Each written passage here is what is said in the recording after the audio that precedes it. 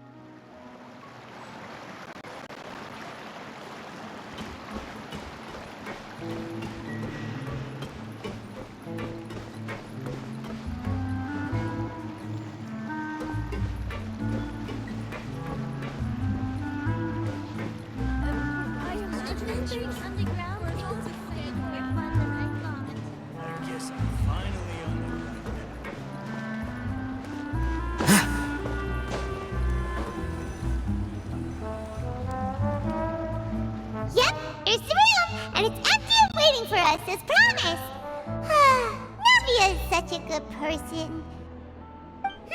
Now that the serial disappearances case has been solved, no one's going to come after us for anything.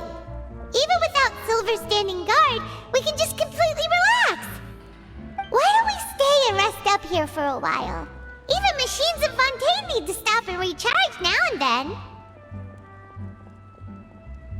Oh, come on! This place isn't that bad. Besides, how often do we get to stay in an actual base? Oh, fine.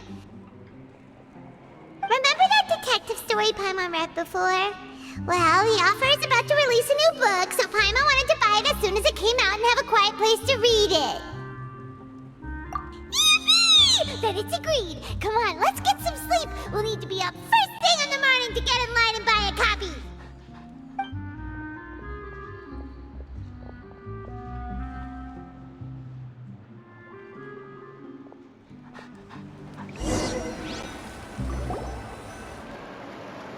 Paimon didn't expect that style at all.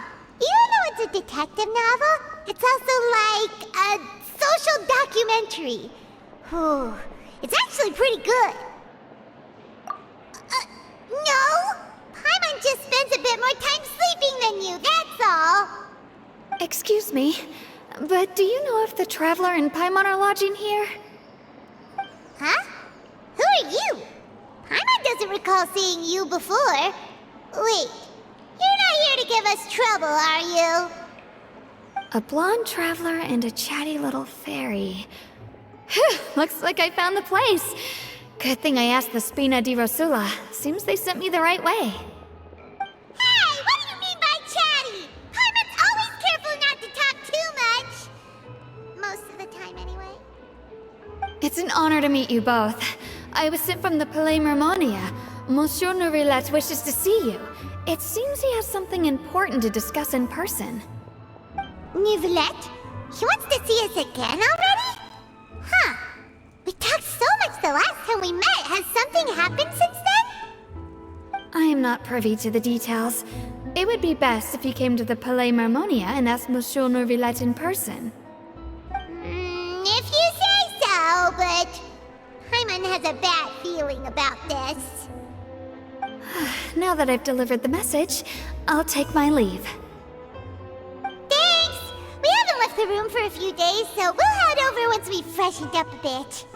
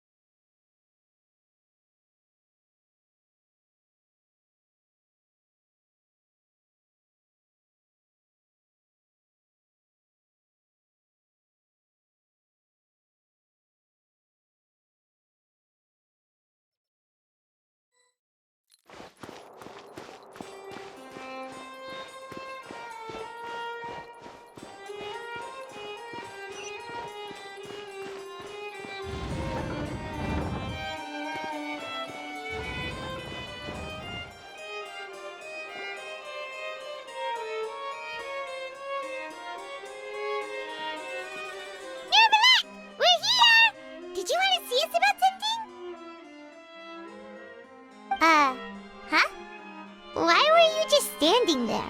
You daydreaming or thinking something over? Yes, I did send someone to fetch you. But as for what I'd like to discuss next, well, I still have some reservations. Given that we've already made the trip here, you should just tell us. Bet you need us to help you with something, right? I do indeed have something I'd like to ask you to do. However, you should wait until after I tell you the details, then decide for yourselves whether you'd like to help or not. The situation is this. It has come to my attention that the Snezhnayan harbinger known as the Knave wants a diplomatic meeting with you, correct? I heard that she was originally from Fontaine, but for her to suddenly arrive here and abruptly request such a meeting like this, I sincerely advise you to refuse her invitation outright. I'm sure you're aware that her purpose is most likely related to Childe's recent predicament. We convicted one of the Snezhnayan harbingers in a court of law, but we have yet to provide any form of detailed report on the matter. This does indeed provide an opportunity for Snezhnaya to put pressure on us. I believe we should adopt an evasive stance until we can provide a proper explanation and have a preliminary plan on how to deal with the matter. No, we shouldn't. I think we should agree to the meeting. Oh? Well, you see, we are the ones that owe an explanation. If we keep putting off the meeting, it could easily result in the problem escalating, right? It's like a fight between two friends. If they don't agree to see each other and talk in person, isn't it possible that the friendship could end entirely? Though diplomatic relations between Fontaine and Snezhnaya could be considered as friendly, it is only superficially so. You wouldn't go so far as to say that our nations are friends, as you did in your example. It was just an analogy. An analogy, okay? Moreover, even if we were to talk in person, if we don't have sufficient information prepared, it is quite possible the result wouldn't be restored relations, but a complete falling out. I don't think we should overthink those possibilities yet. Even if the logic of the divine is not immediately apparent, its wisdom will only be revealed with time. Besides, you'll be at the meeting. If any problems do pop up, you'll have no problem navigating them. I must clarify that interacting and communicating with people outside of court is not my cup of tea. It seems you think too much of me. But more importantly, when did I agree to join the meeting with you? You mean you won't come? No, that won't do. I can't go to the meeting alone. You have to accompany me. I must take you with me. Lady Farina, could there be something else regarding this matter that is being kept from me? No, not at all. Look, I am the Hydro Archon of Fontaine, Focalor, the god of justice who is loved and adored by many. So I only hope that justice will be served in this matter. Don't overthink it. I'll go find someone to arrange the meeting.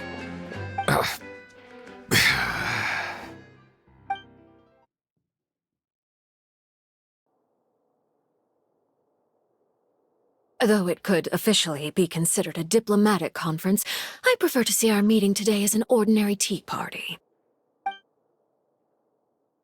I assume you see it the same way, Miss Farina?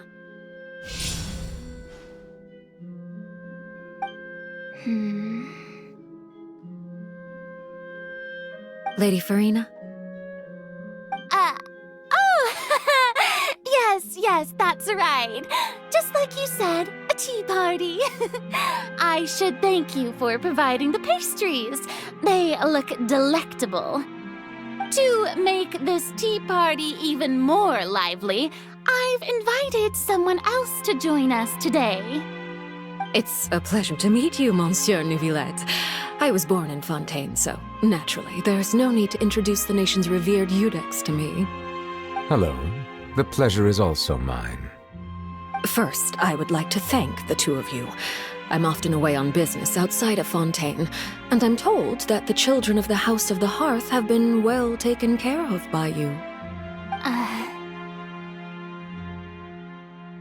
Oh, I'm not referring to when my children, Linny and Lynette, were falsely accused by you. Please don't misunderstand. The children of the House of the Hearth are often misunderstood, perhaps due to the reputation of the Fatui. There's no getting around that.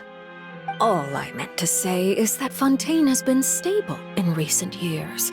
The people are well off and the children lead happy, fulfilled lives. That is something truly worth cherishing, and no one wishes to disrupt such peace. Now then, you have come regarding the matter of Childe, correct? Well, yes. It appears the ever-busy Iudex Neuvillete doesn't wish to waste time with diplomatic pleasantries, and hopes that we can get straight to the point of our talk. Yes, as you surmised, understanding Childe's situation is indeed one of the goals of this trip.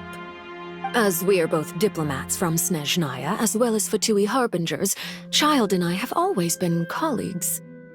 Were anything to happen in Fontaine, each of us would serve as the other's attorney to resolve the issue.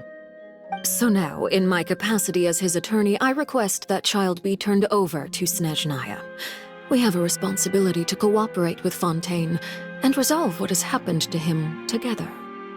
The rules governing attorneys only apply before a trial has concluded. Since a verdict has already been rendered, we see the case as settled. I apologize for being unable to grant your request. An outright refusal. Very well. I respect all the rules of Fontaine's courts, just as I respect you as Chief Justice. Okay, why don't we back up a step? You don't need to transfer Childe to us. I only request to enter the fortress of Meropide to see Childe and confirm his condition. It's not like you couldn't even manage to fulfill a simple request like that. Right, Miss Farina? About that. The fortress of Meropide has always been completely autonomous.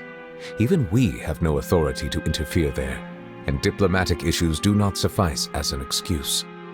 However, if you absolutely must confirm the situation of the Harbinger, I have a proposal.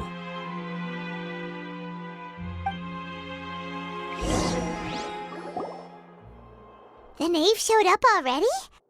Well, Linny did say that father will be returning soon. We didn't even know that Linny was from the House of the Hearth at the time, so we kinda overlooked that information. Yes, thank you for your kind advice. I'm well aware of the situation. I also noticed that Lady Farina acts a little odd and unnatural whenever I bring up matters related to the knave. Could the knave be threatening Lady Farina or something? If that were the case, then why wouldn't Lady Farina inform me? And what means could the knave possibly have to twist the arm of an Archon? So maybe that's not very likely. Even though Farina can act a little weird at times, she's still an Archon. In reality, this problem is even more thorny than it appears. According to reports from the fortress of Meropide, Childe recently disappeared under mysterious circumstances. The details are still unclear. We cannot rule out an escape, but there have also been no reports of him outside of the fortress of Meropide. Special guards oversee the fortress, and its internal systems are extensive. Combined with the special characteristics of the surrounding terrain, an escape should not be possible. I suspect that there's something else behind Childe's disappearance. I was only willing to share this information with you because you are friends of Childe, and it is my duty to see justice done. So this is what you wanted to see us about before. Yes. I would like you to go to the fortress of Meropide and investigate Childe's disappearance. This was my proposal during our meeting with the knave. Rather than allowing her to intervene, I offered to send someone to find out about Childe's situation and report back to her in detail. The knave did not seem satisfied by my proposal, but she still agreed to go along with it for the time being. Her words were, "We will talk more once we have that report." So that means we bought ourselves some time. Firstly, you're already acquainted with Childe. Your eyes may discern relevant details there that others would miss. And secondly, is the consideration of the unique nature of the Fortress of Meropide. Isn't it just Fontaine's prison? I would not define it so crudely. The Fortress of Meropide is not affiliated with the court system of Fontaine on paper. It has always existed as an autonomous entity. Early in Fontaine's history, criminals were punished with exile, not imprisonment. Even today, sentences against convicted criminals still include exile, just as before. The Fortress of Meropide may seem like a prison, but it should in fact be regarded as a gathering place for exiles. All we do is dispatch guards to keep watch and help maintain security, but we have no right to get involved with any other matters. Although I do have a personal relationship with the administrator there, neither myself nor the courts have the right to be directly involved with the investigation, no matter how serious the grounds. Oh, Paimon gets it now. That's why you need us to conduct our own investigation as a third party, right? Correct. I will arrange false charges against you so that you may secretly investigate inside the fortress during your detention. This will save us a lot of unnecessary trouble. So, are you two willing to accept my proposal? Yeah, no matter how you look at it, it seems we're the best choice. Alright, we hereby accept this difficult task. Reluctantly. You two have my sincere thanks. This matter is of critical importance to Fontaine's current situation. Also, I hope that both of you can keep this operation a secret. We will rendezvous at the Fortress of Meropide's entrance on Erinius once you've prepared yourselves. I will arrange for someone to take you inside. Prepared ourselves? Is there something we need to prepare? Perhaps you could enjoy a good meal and have a nice bath. I'm afraid that living conditions inside the fortress are nothing like those on the outside world. Oh, right! Even though we'll be there on trumped-up charges, we'll be in prison for real. On second thought, is it too late to back out? Please do not worry. Since you are sacrificing both your time and quality of life for the sake of delivering this report, you will be compensated according to the highest standards permitted to legal staff, regardless of the outcome. Now that's more like it. Come on, traveler, let's go eat the best meal we can find. We'll eat so much that we won't need to eat another meal for a whole month. You're a treat. Are you leaving now? In that case, please take this cake as a token of my personal gratitude.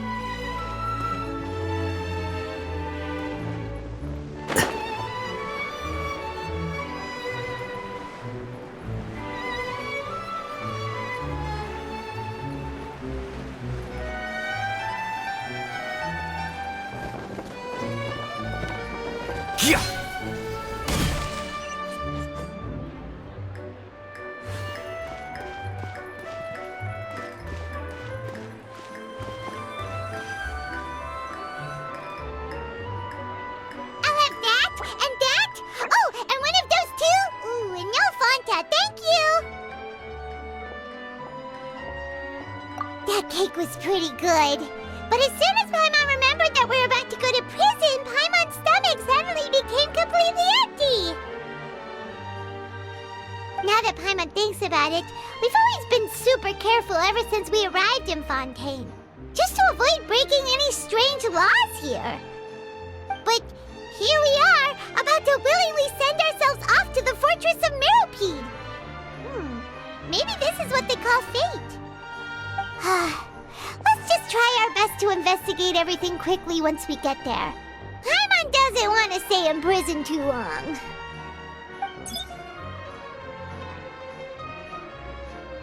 Oh, what is that I hear? Is it the taste of a breaking story?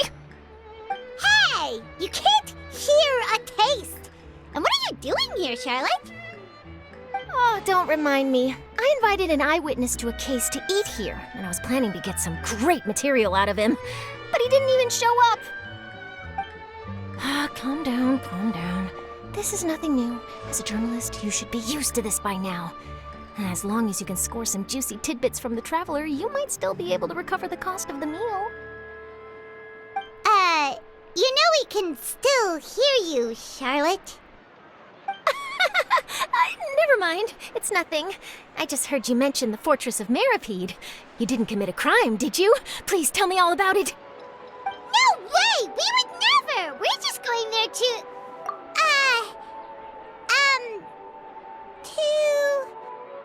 Oh no, Paimon almost forgot that Neuvillete told us to keep it a secret!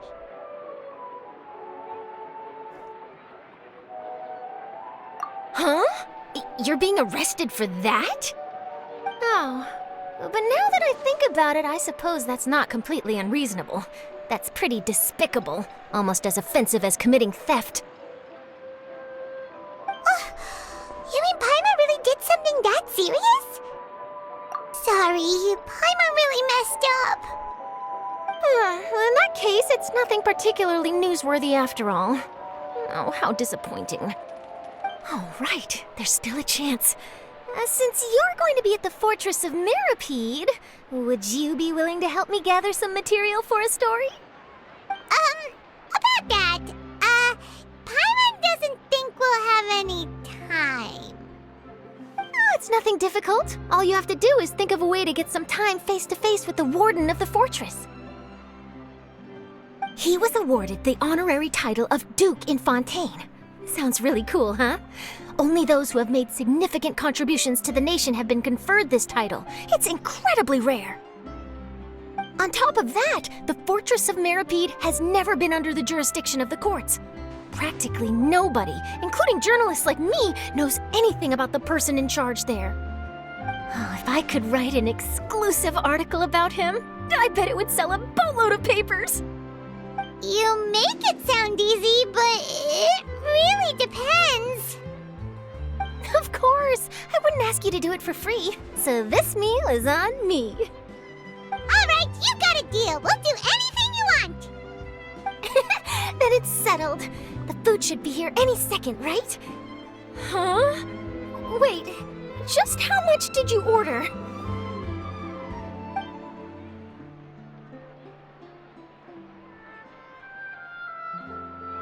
Oh, Paimon's so full. Well, guess we have nothing to regret now, so let's get going. Wait. Paimon just said something really ominous, didn't she?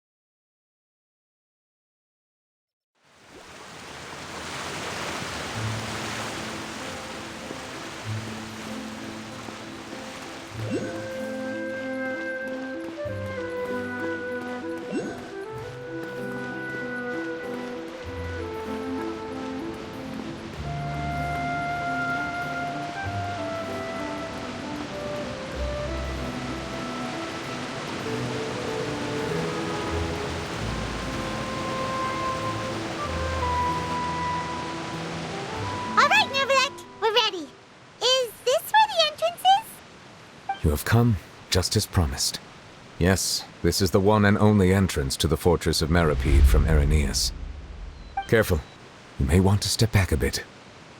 Whoa! So you have to go down from here? Is the prison underwater? Utilizing both the barrier of the water as well as the fear humans have of the depths, the fortress of Meropide is naturally the perfect place to confine and guard criminals. But do not worry. It is not nearly as frightening inside as you may think. You will see for yourselves once you are down there. Paimon hopes you're right. Don't know about you, but just thinking about being at the bottom of the sea like that gives Paimon the heebie-jeebies. Oh, and there's one more thing. I mentioned that I have had personal dealings with the administrator of the fortress, Writhsley. He's a very shrewd fellow. Yeah, we heard about him too. He's that Duke, right? Correct. He is the highest-ranking manager of the underwater prison. Even though you are going there to investigate at my behest, it would behoove you to avoid any confrontation with him or any of his subordinates. The Duke rarely ever leaves the fortress of Meropide, but that does not mean he is not privy to all that is happening inside and outside the fortress. He is quiet, but not unaware, so please bear that in mind. All right, it's about all the time that we have to talk privately. I'm counting on you two. Don't worry, we won't let you down. Good. Madeline! I'm here, Monsieur Neuvillete. These two are the newest convicts, I presume? Don't worry, they won't escape on my watch. Like we would try. Please follow me, you two. I'll process your paperwork for entering the fortress of Meropide.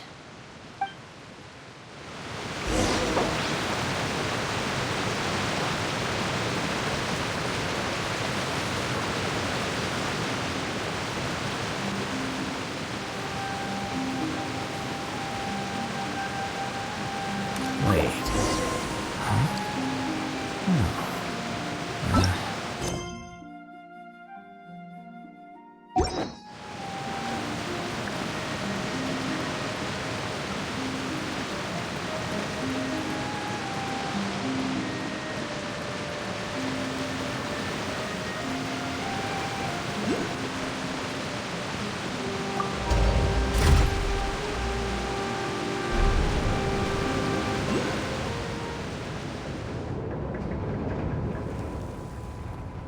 Are we already underwater now? Huh. So this is what it feels like to be a criminal in Fontaine. You two seem to be taking this pretty well. It's rare to see convicts in such a good mood.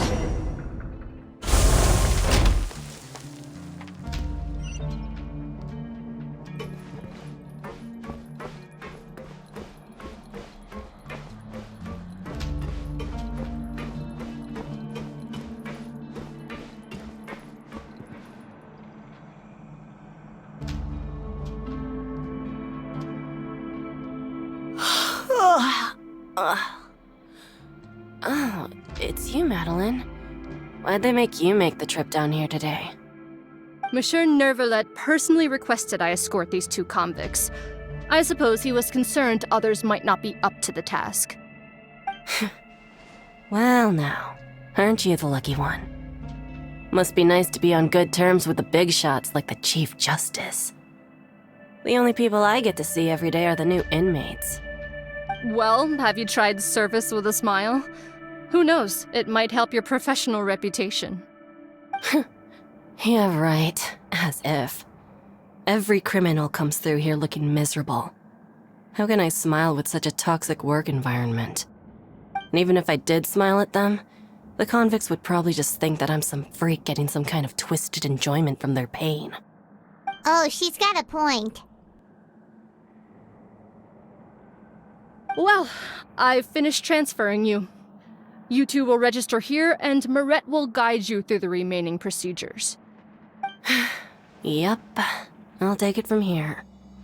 You head on back to that bright and sunny world above.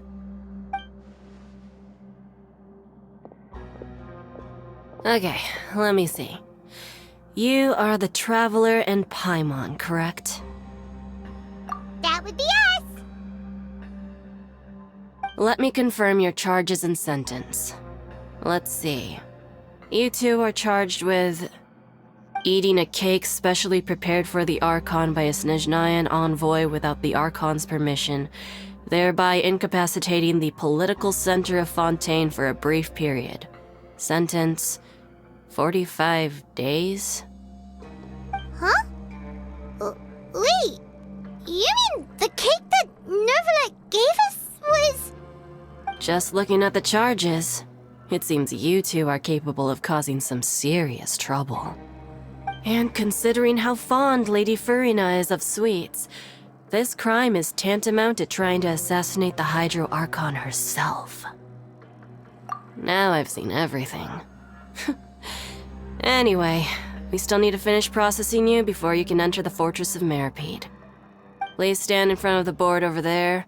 I'll take your mugshots with my camera. Oh, all right. But be sure to catch Paimon's good side.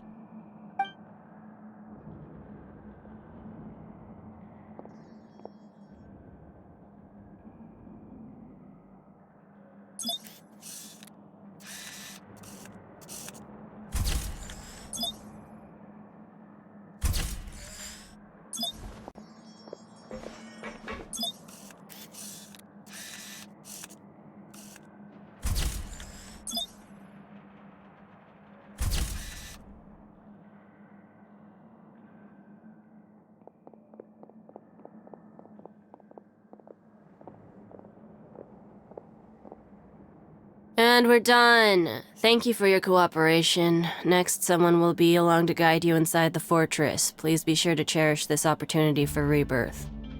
Huh? Rebirth? Isn't that a little much? We're only gonna be here for 45 days! You two are the new inmates, right? Follow me. Oh, okay! Paimon is Paimon and this is the Traveler! Save it. Not like I'll remember your names. Move it.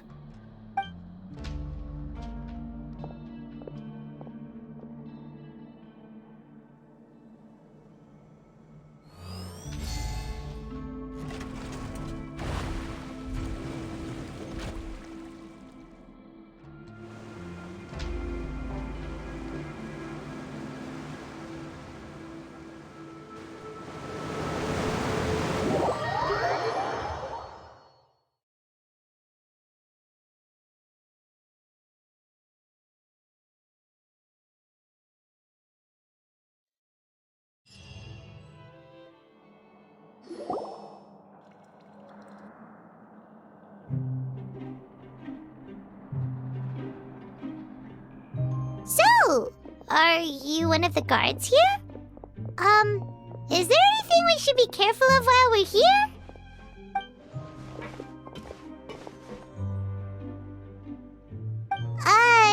Did Paimon already ask something she wasn't supposed to? Why should I tell you anything? What's in it for me? This is exactly why I can't stand you fish.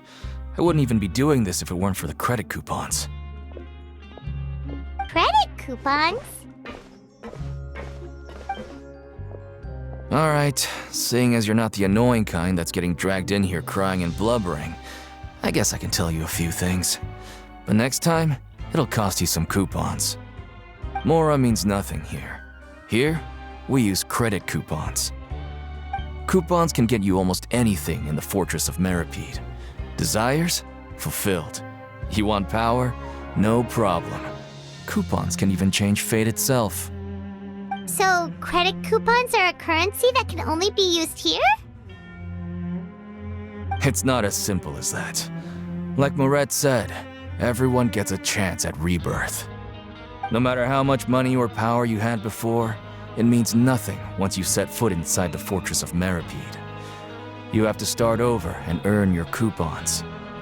Everyone starts from the same place, and you have a chance at a new, less terrible life. I guess that's the real purpose of the coupons. They symbolize true fairness and true justice. And this is also exactly why so many criminals choose not to return to the outside world, even after they've served their sentence. Oh, so that's what the Fortress of Meropide is like. Huh. Paimon was under the impression that it'd be more like a prison. It certainly ain't all sunshine and roses here, but it's also not the worst place to be. You'd better take a good look at the scenery now. It'll be the last chance you get for a while. After being away from the sunlight for so long, even the terrifying depths of the sea start to feel like home. It just stops feeling oppressive, you know? Oh, I'm actually an inmate like you two. Welcoming newcomers is a job I've picked up to earn some extra coupons.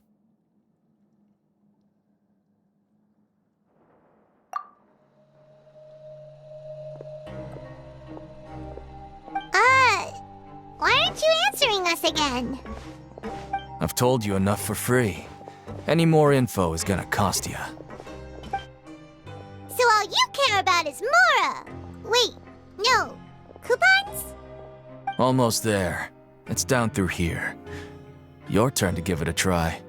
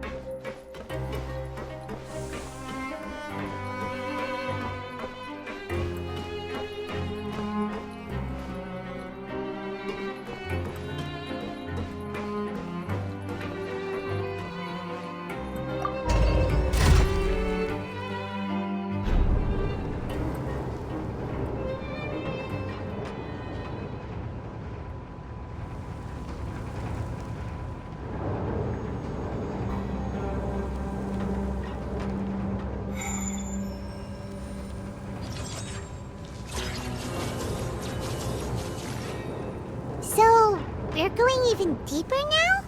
Just how deep down are we? It's like a metaphor for your previous life, isn't it? Our lives weren't that bad. Position.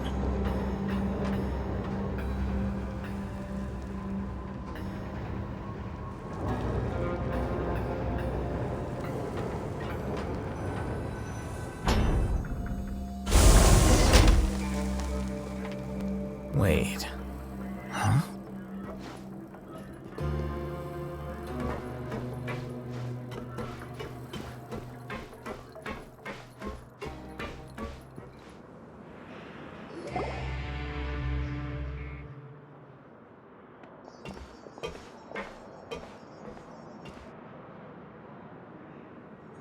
So this is the actual entrance to the Fortress of Meropide? Huh. It looks like there are other new arrivals, too. Oh, they sure don't look happy. Maybe we look too relaxed for fresh convicts. Oh, right. We're on someone else's territory now. We need to think of a good way to act like criminals to get by. If we're discovered, even Neuvillete might not be able to rescue us. Hey! there, Paimon! Oh, Paimon's not ready for all this! Look, I don't really know you, and I have no idea what kind of crime you committed, but you wouldn't have happened to anger someone important, did you? Someone important? Paimon doesn't think so. Wait, why are you suddenly trying to talk to us now? Now's not the time to worry about that. Anyway, it's over there, so you just go on over there by yourselves. I've done my job, so good luck. What was that all about? Wait a second. Are there usually so many Garderex around here? They're already onto us? Prisoners numbers 7459 and 7560. Welcome. Oh, no need to be anxious. These Gardemex aren't here to attack you. In fact, they're here as your honor guard. When I heard that you were friends of Monsieur Neuvillete, I had the Gardemex come and wait in formation. Wait, you know about our connection with Neuvillete? The seafloor isn't as cut off from the world as you might imagine. However, I'm afraid that I know nothing more than that you are friends of the Udex. And as you can see, committing a crime means being sentenced here, even if you're friends with the Chief Justice. Quite fair. The Duke! Greetings, Your Grace. Lovely weather today, isn't it? Oh, greetings, my good fellow. Well, I'm willing to imagine that the weather is as good outside the sea as you say it is. How great it would have been if only the fortress of Meropide had been built on the coast, huh? It would have been so convenient to enjoy a nice chat in the sunshine. My profuse apologies. I just got so nervous when I saw you, So this is the Duke. He sure looks a lot younger than Paimon imagined. The Traveler and Paimon, correct? Mr. Deacon here was responsible for your welcome. I trust you were satisfied with his guidance?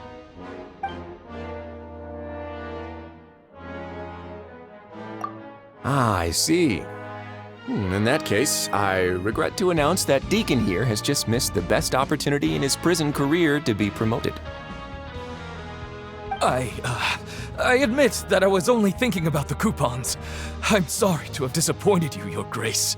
I once hoped for a chance to do some higher-level work.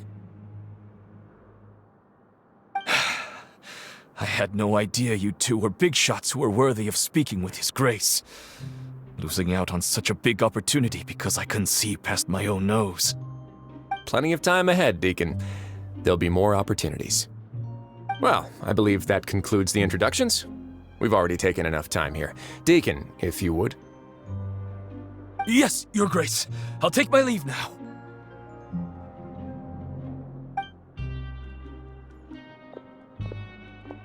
Please, follow me. To make you feel more welcome, I'll show you around the various facilities of the Fortress of Meropide. I hope it'll help you adjust to life here. He's going to personally give us a cure? Huh. Paimon can't figure out what this guy's thinking at all. No wonder Charlotte's so interested in him. He's one of those mysterious types. Alright, let's keep up with him.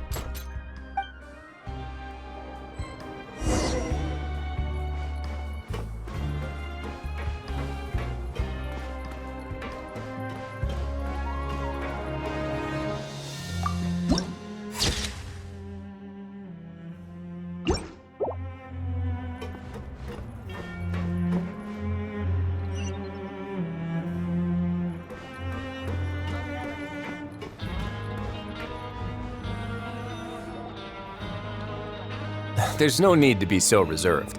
The label of criminal is nothing but one of many identities, and being criminally inclined here at the fortress is just one of many ways to survive. Is it really okay for the warden to think like that? We're real criminals, you know. What if we're too difficult to handle? Well, then maybe you'll be able to carve out a name and a place for yourselves in this underwater world, But before you go in swinging, please remember that in the Fortress of Meropide, it's better to not cause trouble for yourself or for the guards. Now, we've arrived at a very important place, the Coupon Cafeteria. You can come here and claim 1 welfare meal each day. Welfare meal? You mean it doesn't cost anything? That's right. Criminals are essential to Fortress operations, so we must guarantee that they at least have the basic means to survive. But that's not how it was. Back in the day, it cost your reward coupons just to get a cup of water here. For fish like you who just arrived with nothing, you'd have to go to work hungry until you earned enough coupons to eat. It was only after His Grace became the administrator that we got the free meal rule. Now everyone gets a square meal every day, even no-good slackers who've never picked up a wrench in their whole lives.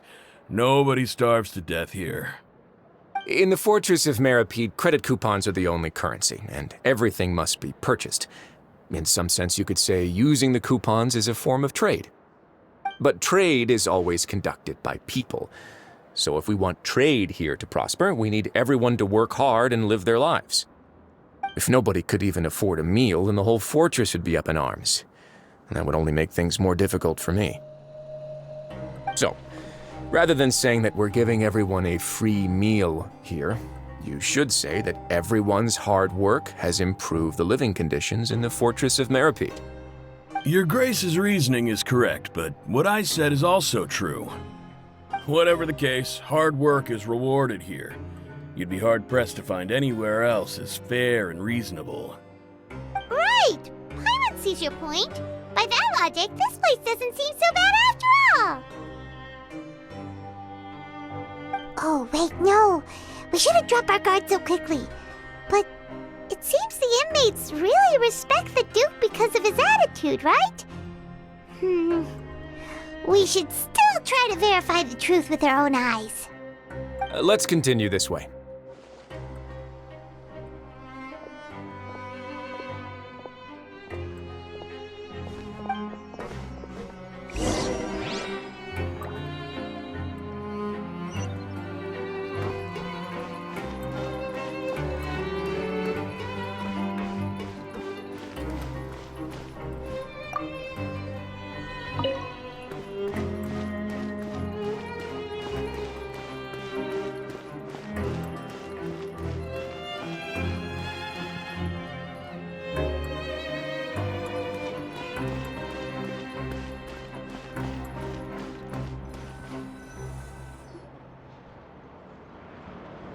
This place is known as the Pancration Ring. Sometimes we have criminals who have more energy than they know what to do with. Their daily work alone isn't enough of an outlet for them. So, instead of leaving them to their own devices, we've provided them with this dedicated venue. This way, nobody will get involved unless they want to be. Pancration matches? And you can earn extra coupons? Oh, what do you think, Traveler? Interested? But I must warn you that your sentence will be extended if you fail to restrain yourself and end up seriously injuring or killing your opponent. So, did you set this place up too? No, actually. I just granted approval for the organizer to use this area to build the ring, and I collect a portion of the proceeds in return. Of course, the fees are also quite useful. Oh. Do you mind if we ask what they're used for? Sure. Ensuring personal safety, maintaining the arena, and resolving any conflicts that arise. Why? Are you interested in how to manage a pancration ring? Oh, no. Paimon was just wondering if that's how you paid for everyone's welfare meals. A reasonable guess. I see you have a talent for entrepreneurship. Oh, you hear that? Paimon has a talent! So we can start a business here? That is something you can discuss between yourselves later.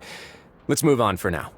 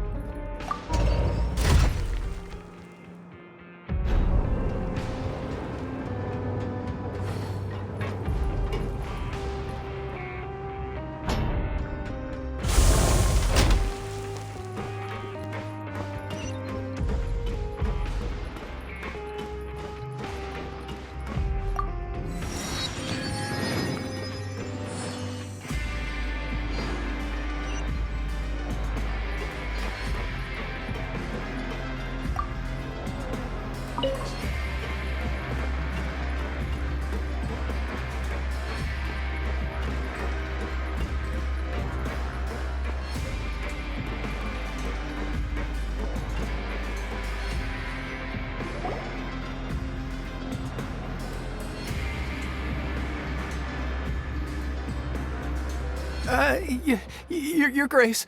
Good morning. I mean, good afternoon. No, wait, what time is it again? What time indeed? Time waits for no one, so it's best to keep an eye on it. My apologies, Your Grace. Jeez, that guy's so nervous he almost forgot to breathe.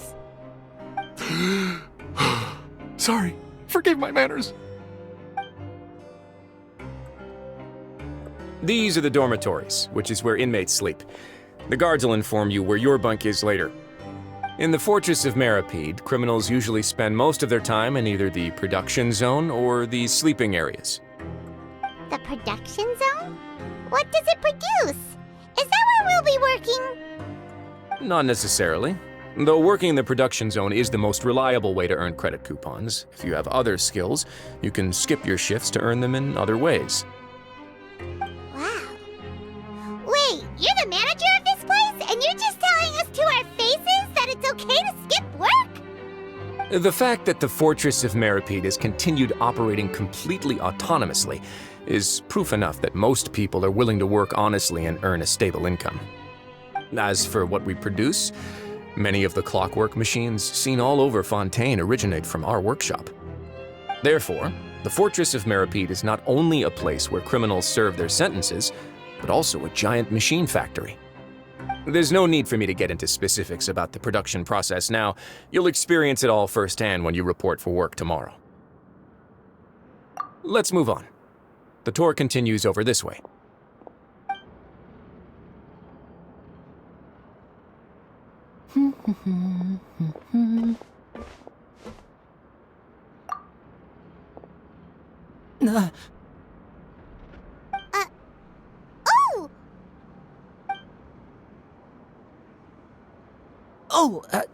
You really scared me there. I didn't expect to see you here, Your Grace. I thought maybe I was so tired from work that I was starting to see things. The only thing you should be seeing is the work in front of you. Stay focused and keep up the pace. Oh? Is something the matter? It's nothing. Paimon's just worried about how hard we'll have to work tomorrow.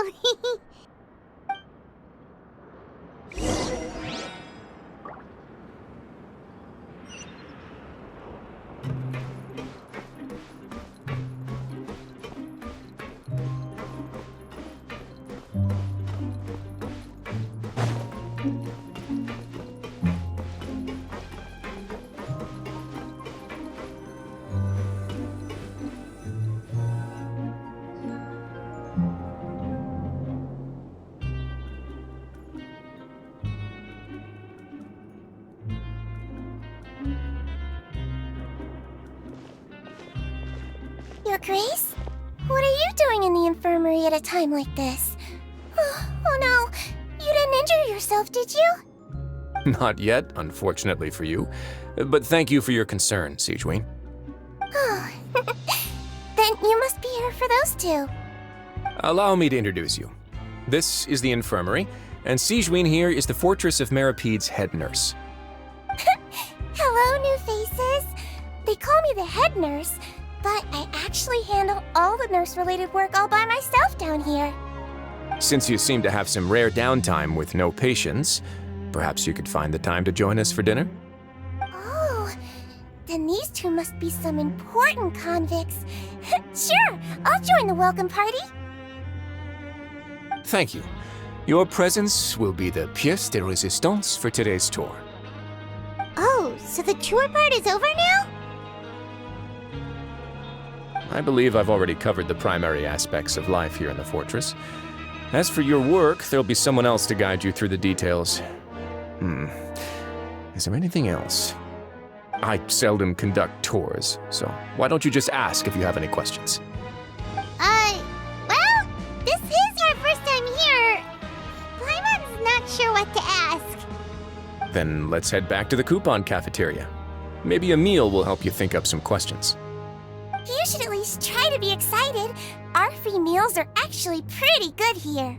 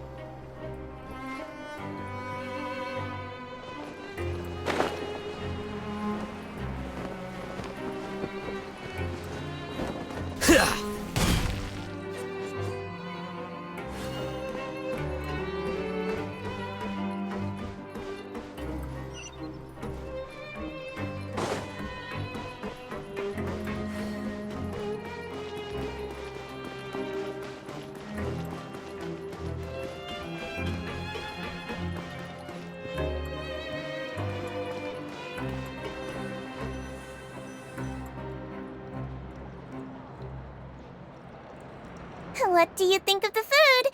Does it meet your expectations? Wow, it looks delicious! Neuvillete made it sound like living conditions in the Fortress of Meropide wasn't very good. Who would have guessed that criminals get to eat tasty food like this every day? Oh, isn't that the meal box that only super lucky people manage to draw? Seems like you two are quite fortunate. It actually has nothing to do with luck in this case.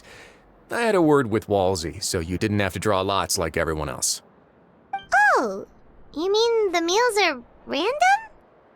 Yes, what you get to eat depends completely on your luck. You could say that it's a distasteful little game that Chef Walsey likes to play here in the cafeteria. Paimon knew it! If criminals got to eat tasty food like this every meal, the crime rate in Fontaine would skyrocket for sure! Excuse me, did I hear you mention Neuvillete just now? I've been wondering how he's doing. Is he busy with work? Has he been taking care of his health? He seems healthy no matter how you look at him, but he works so hard all the time, so it must be really tiring. Sounds like he hasn't changed a bit. Looks like you can stop worrying so much, Sigewinne. Oh, that's good. But I still feel like it's been too long since I've heard any news about him. No news is good news. Maybe next time I've got something to discuss with him, I can invite you to accompany us. But isn't the Fortress of Meropide independent from Fontaine's court system? What do you two have to discuss? Well, we provide all kinds of mechanical products for official use, and some essential goods have to be obtained from the overworld, so we naturally have to stay in touch about this and that. Monsieur Neuvillete's character is unimpeachable. No matter the question, you can discuss it openly and freely with him. Talking with him feels quite effortless.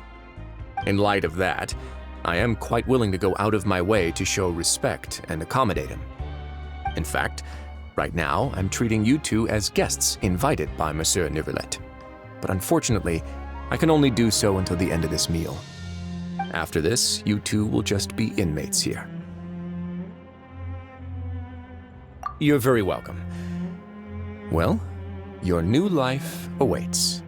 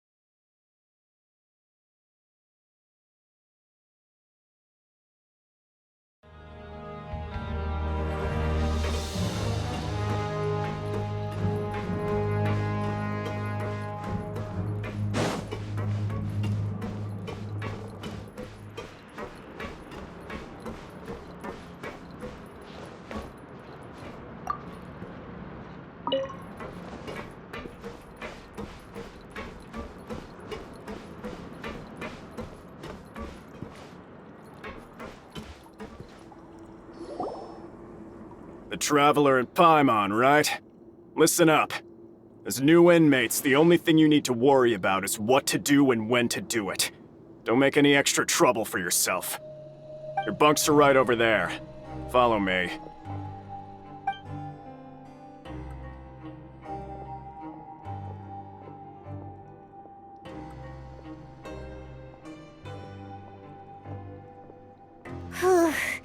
So this is where we'll be sleeping from now on. Oh, Paimon can't believe this!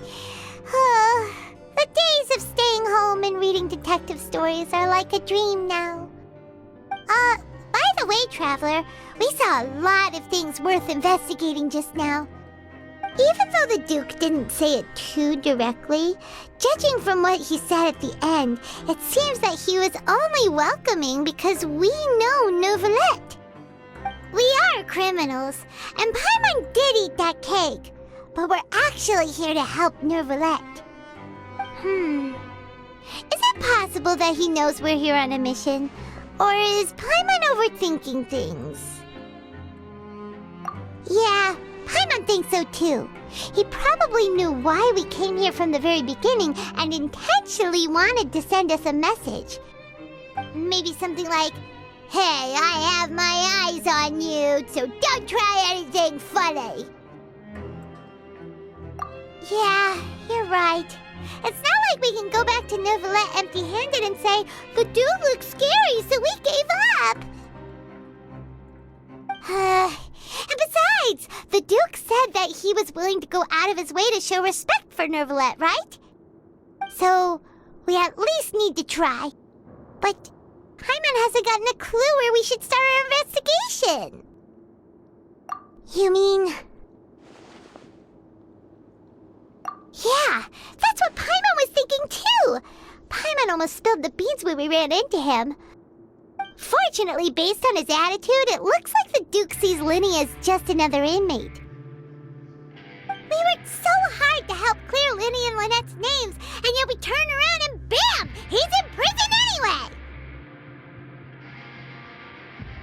Oh, right! Linny and Lynette are from the House of the Hearth. They work for the Knave, so they could be here to investigate too! Huh? Oh, it's a card! Paimon didn't notice it earlier. It looks like a magician's prop. Lenny must have left it here.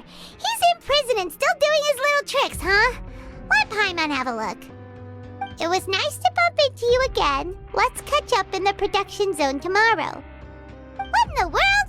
It's written like he's greeting a buddy on the street. Paimon thought he'd write something important. If you say so, we can ask him what's going on tomorrow. Let's get some rest now.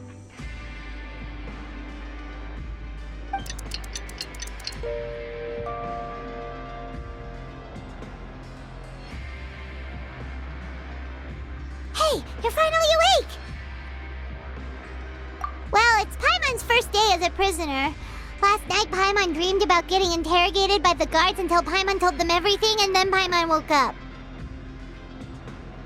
Hey, come on! It's just a dream, okay? Paimon wouldn't really squeal. Maybe. Hey, lazy bones! What are you still doing here? If you don't want to starve, then get yourselves over to the production zone. Sorry! We're going right away!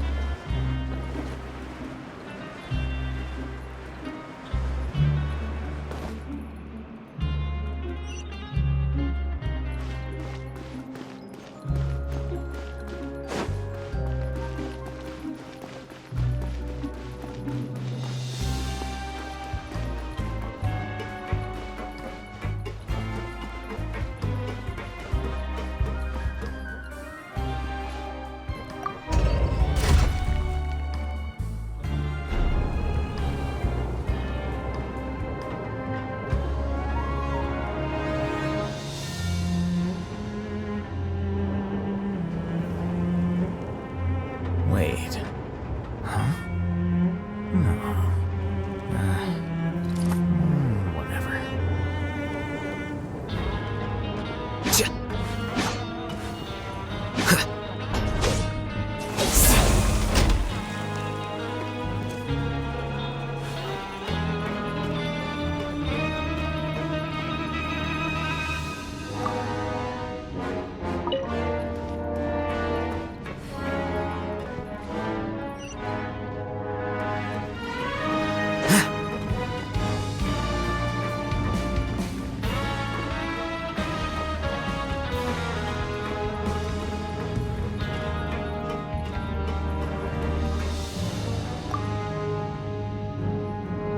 Ah, you must be the catch of the day.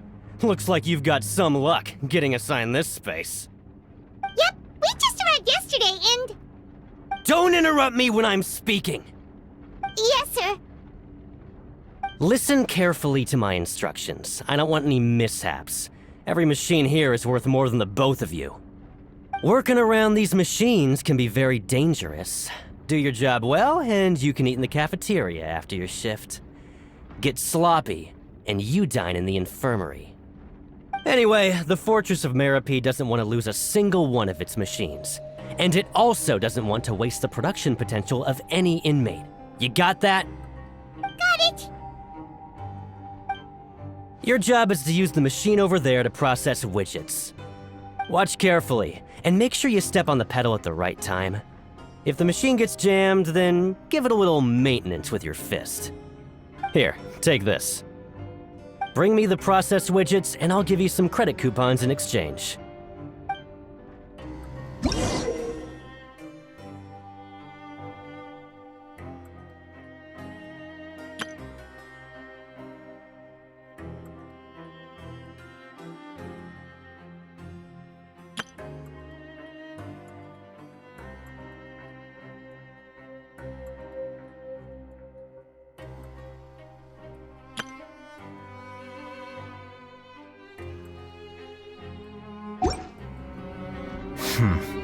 There have been many poorly written applications lately. I guess I'll just have to...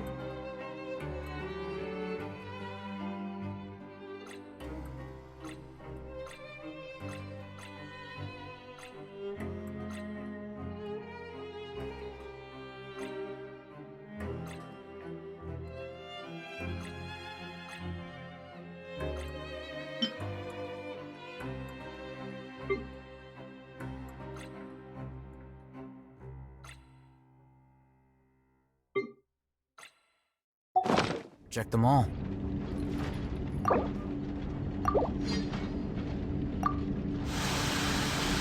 if the machine gets jammed, you just need to attack it to fix the problem.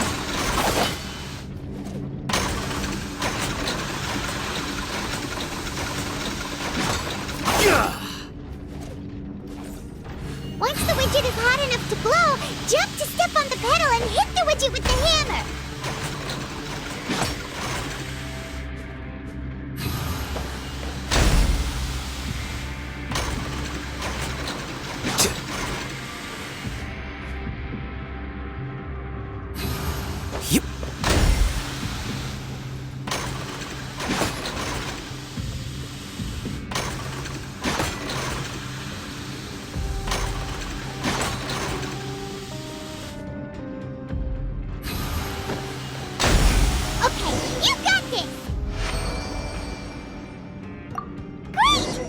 Report back to the foreman and give him the processed widgets.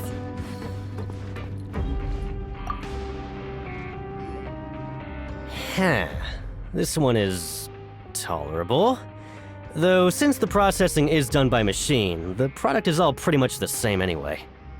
Alright, I'll pass you for now. And we'll count up how many credit coupons you've earned.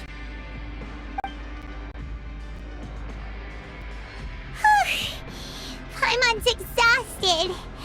We're done now, right? Oh, that foreman. He's so scary that Paimon couldn't even speak. Ugh. Even though Paimon's starving and wants to head straight to the coupon cafeteria, we still need to meet Lenny first, right?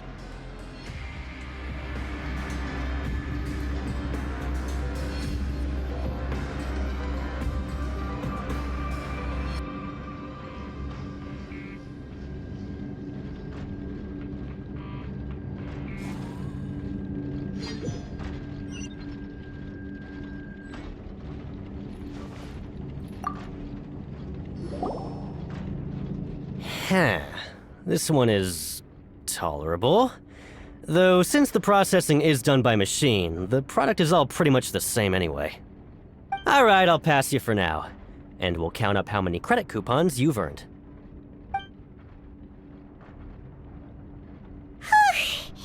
Paimon's exhausted. We're done now, right? Oh, that foreman. He's so scary that Paimon couldn't even speak. Ugh. Even though Paimon's starving and wants to head straight to the coupon cafeteria, we still need to meet Lenny first, right? He probably just finished up his work, too. He should be around here somewhere.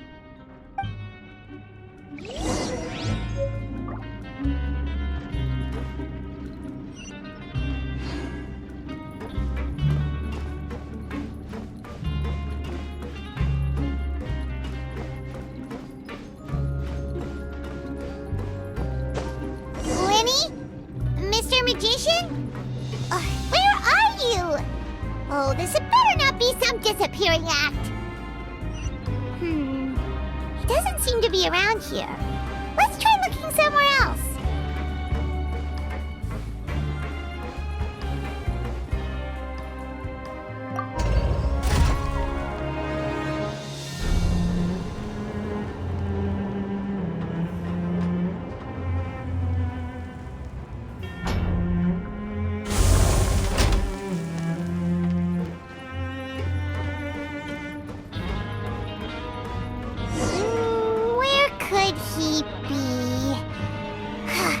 Did he decide to slack off and sleep the day away?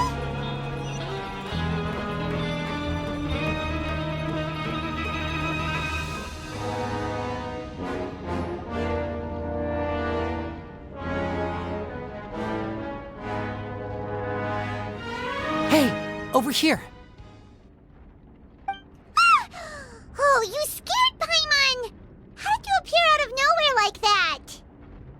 Oh, you scare so easily now?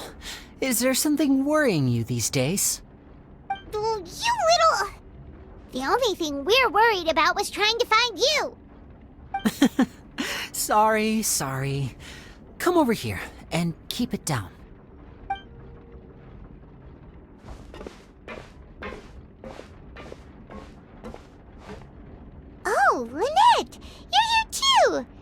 You really are inseparable. That's right. My brother simply can't stand to be away from me. It's not just Lynette. Fremine is also here. Do you still remember him? Oh, you mean that diver from the House of the Hearth, right?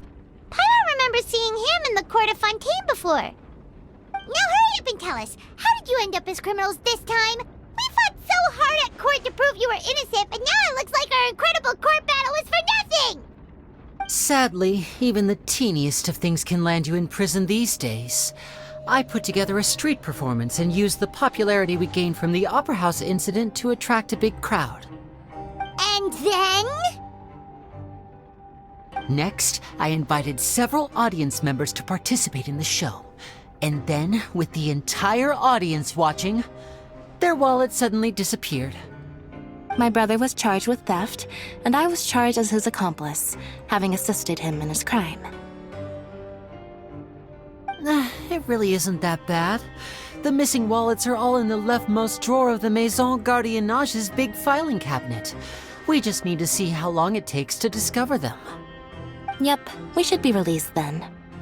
In terms of the magic trick itself, I think the performance went perfectly. Leave it to Lenny to magic himself into prison. Indeed. Last time I hid my identity from you, I promised that I'd tell you absolutely everything if you were angry about it. No more secrets. So I don't plan on keeping anything from you this time either. At the moment, the House of the Hearth's interests don't conflict with yours at all. We were instructed by the father of our house, the Knave, to come here and conduct an investigation. Told you so! See? Paimon guessed right. As for what we're investigating, perhaps you haven't heard, but the fortress of Meropide hides a secret. Some even say that the entire fortress exists just to protect it. The House of the Hearth has been investigating this for a very long time, trying to uncover its mysteries. But recently, all of our informants, including the ones that had infiltrated the guards, suddenly vanished and have not been heard from since. We believe that this is a direct provocation, and it's the reason why we came here. Father has somehow managed to confirm that Focalors does not have Fontaine's gnosis. Huh? How did she manage to learn information that important? Father has her ways. Many of them are beyond our imagination, and we've never had the chance to see her at work. But we trust her conclusions. It was this information that led us to suspect that Fontaine's gnosis might be in the fortress of Meropide and is related to that secret. So it's all about the gnosis again. Well, that's about it from our side. How about you two? Did Monsieur Neuvillete send you here? Bingo! The Knave has been applying a lot of pressure. She wants to know what happened to Childe, so we came here to investigate. Traveler, are we allowed to tell them?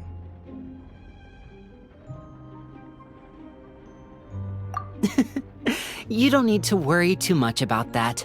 She's just asking for a report on Master Childe's predicament as a means of pressuring you. Father used the situation as a pretext to negotiate with two high-ranking officials in the court of Fontaine. She actually just wants to be able to make concessions on this matter for gains elsewhere, almost like a bargaining chip. Sometimes you need an excuse to do things you otherwise couldn't. And a harbinger is more valuable than you might imagine. Of course, it's not a complete farce. If we do manage to find out what happened to Master Childe too, then diplomatic relations with Fontaine could improve, and Snezhnaya might even be able to adjust its stance a bit. Is it just Paimon, or does it feel like we're the only ones who actually care about Childe's situation?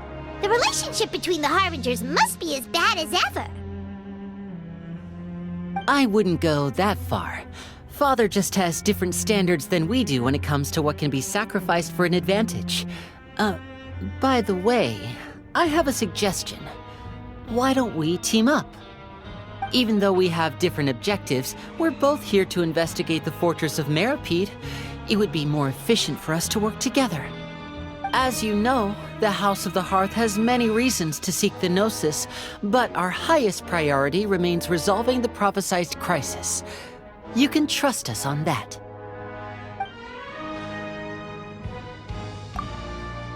See, I told you. Is that so? Sure enough, it won't be easy to convince them to cooperate with us. Lenny seems to be thinking pretty hard about something.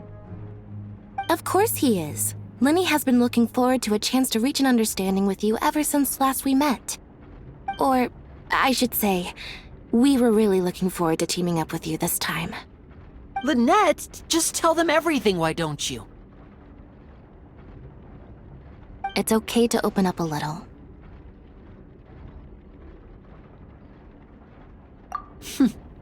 Very prudent of you, and consistent with your behavior since we first met. That's reasonable enough, and I agreed to cooperate on these terms as well. I was prepared for the worst, but you were actually more agreeable than I anticipated. All right then, there's no time to lose. I have some information to share, so listen carefully. Since Lynette and I arrived here, our investigation uncovered the fact that the Fortress of Meropide has a forbidden zone. Most people just clammed up and wouldn't talk, but after asking the right questions, we were able to confirm the existence of the forbidden zone from the guards. You should be aware of that while you're investigating. A forbidden zone? Could that be where Childe disappeared to? You're right, we'll definitely keep that in mind. Good. That's the most suspicious thing about the fortress that we know of so far. We have a few other unanswered questions, and we'll be investigating those as quickly as we can.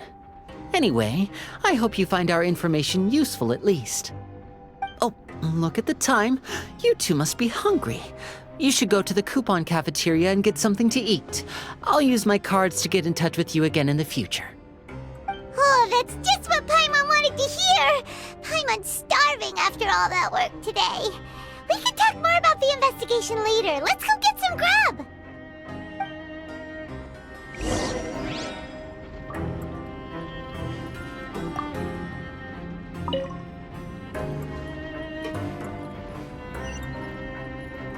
There's some serious noise pollution going on in the production zone.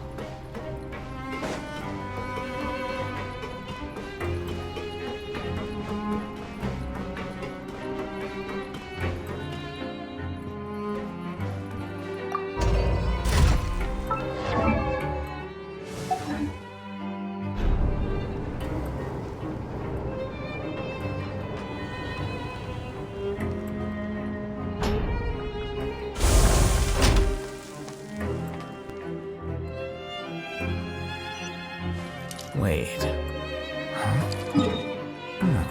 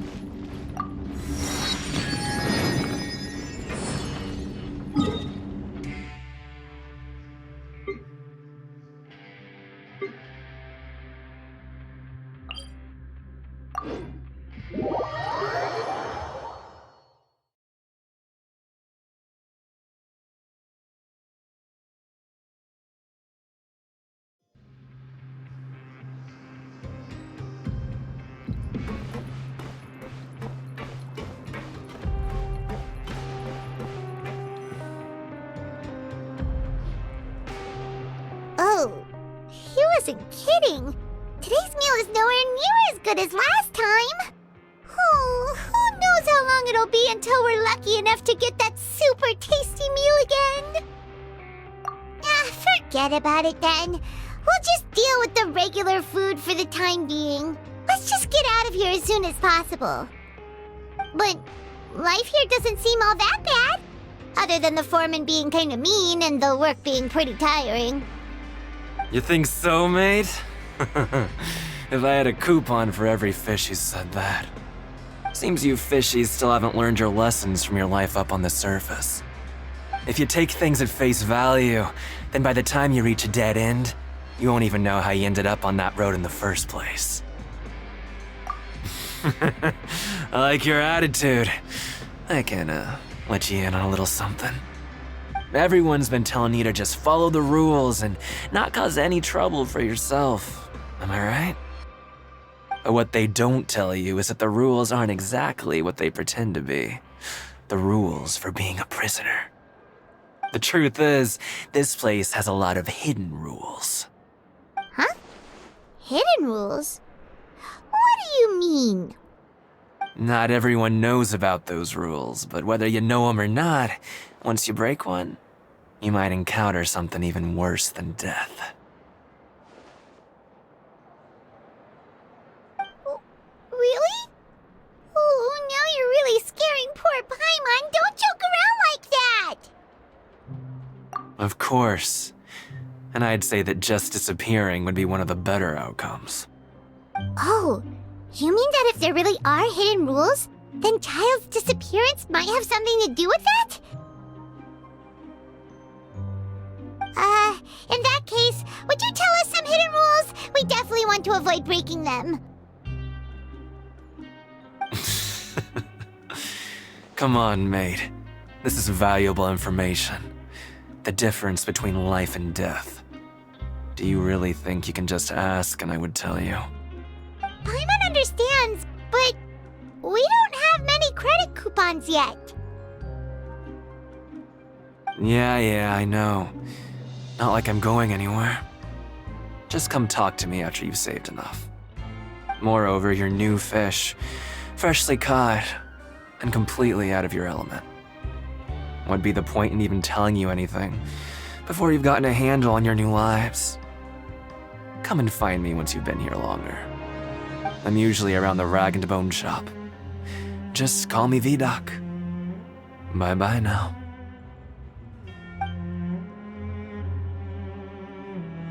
He left. Just like that. Huh. Do you think he's just trying to scare us into buying fake information from him? Yeah. It might be a good place to start in our investigation. Hidden rules, huh?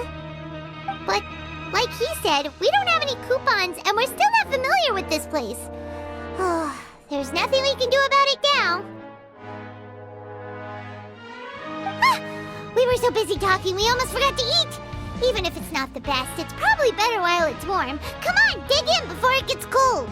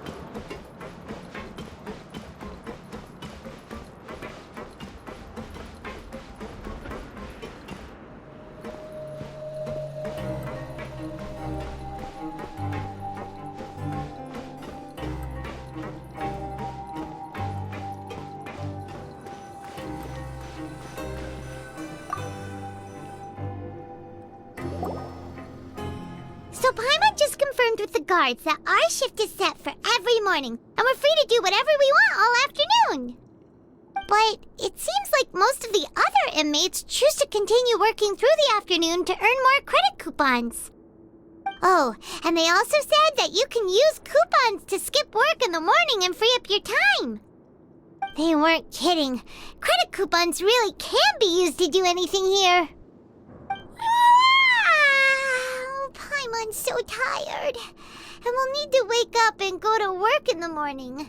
Without any credit coupons, it's not like we can really do anything else. Nighty-night, Traveler. Paimon hopes we can keep making progress on our investigation tomorrow.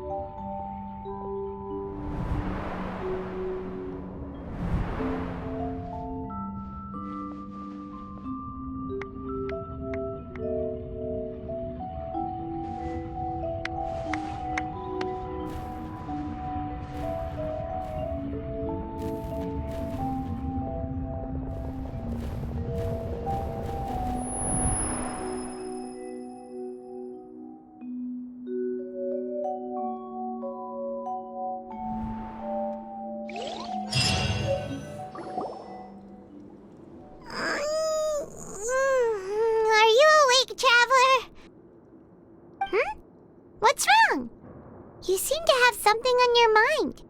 Did you dream about something last night? Is that even possible?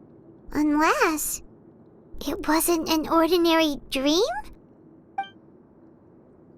Oh, Child's vision! So you had it with you this whole time? Maybe the vision connected Child's consciousness to yours. And our investigation has its first major breakthrough! Good thing you brought the vision with you here. So what did you see in the dream? Do you know where Child went? Huh. Okay. Well, hopefully it'll be a bit more helpful in the future. What's more important now is that it's the start of another new day as prisoners. Let's do our best to earn more credit coupons. What's the plan for today? Let's go! It's time to start working. If that guard Fielding catches us skulking about, he's sure to give us an earful.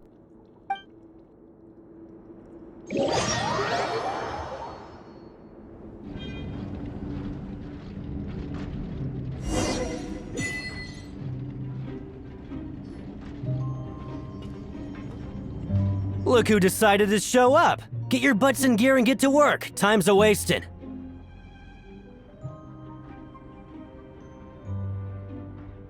Good, here you go. Remember to give me the widget once you've finished processing it.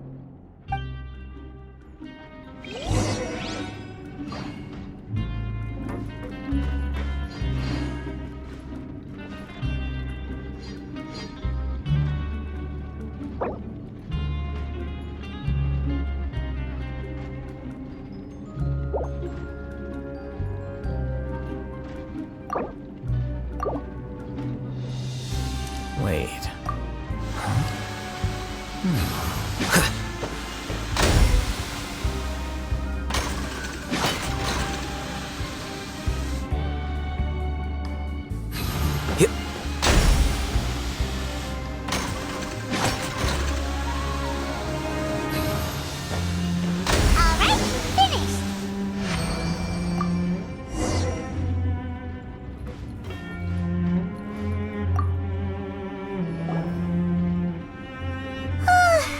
I'm on speed. But after so many shifts, it seems we're really getting the hang of it now. Hey there, fellow shiftmates. I saw you finished your work, so I thought I'd come over and say hi. Oh, hey there! We've seen you before. Your assigned workspace is really close, isn't it? That's right. The name's Rowan. This past few days, I couldn't help but notice the new faces working nearby. I guess we were destined to meet. I've been working here for almost 15 years. Even the foreman, Grainville, always calls me Chief. Whoa, you've been working here a long time, Chief. If there's anything you'd like to know, just ask me. I know the work here in the production zone better than the back of my hand. All right, Chief. We'll be sure to come to you first.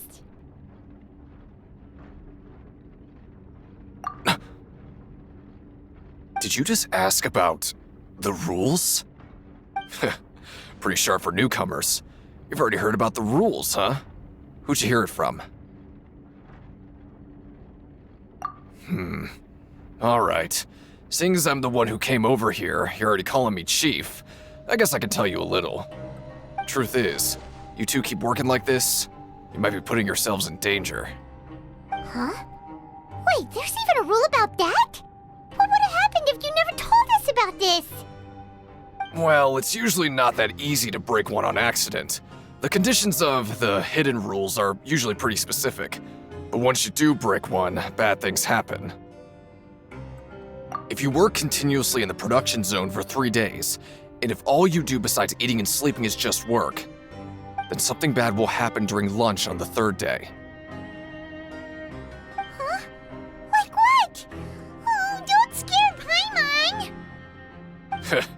If I knew that, then I wouldn't be standing here talking to you, now would I? You mean, even you have never tried working 3 days like that before? There's actually a legend about this rule. They say that there was a worker who worked way harder than me, He was both efficient and eager on the job, and most other workers couldn't hold a candle to him. One time, he tried to test his limits and worked as long as he could. Then during lunch on the third day, he disappeared into thin air, as if he'd evaporated. Later, some people went and asked some of his past friends about him, but they said, never heard of the guy. What the? How could that happen? Unfortunately, we were assigned different production zones. I never saw for myself what he looked like. Wait, are you thinking that it was... Huh? Oh? You... Listen, kid. This ain't the kind of thing you should be curious about. Let me tell you, you're better off forgetting about it and looking after yourself. Now I kind of regret ever telling you. Yeah, I agree with Chief here. Do you really want to try?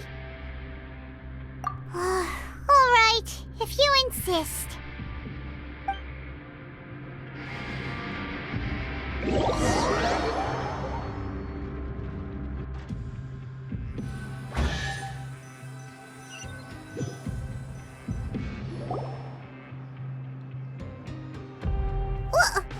What is this garbage? Ooh, it looks disgusting! Oh, Paimon misses your cooking now. What would you like to do this afternoon?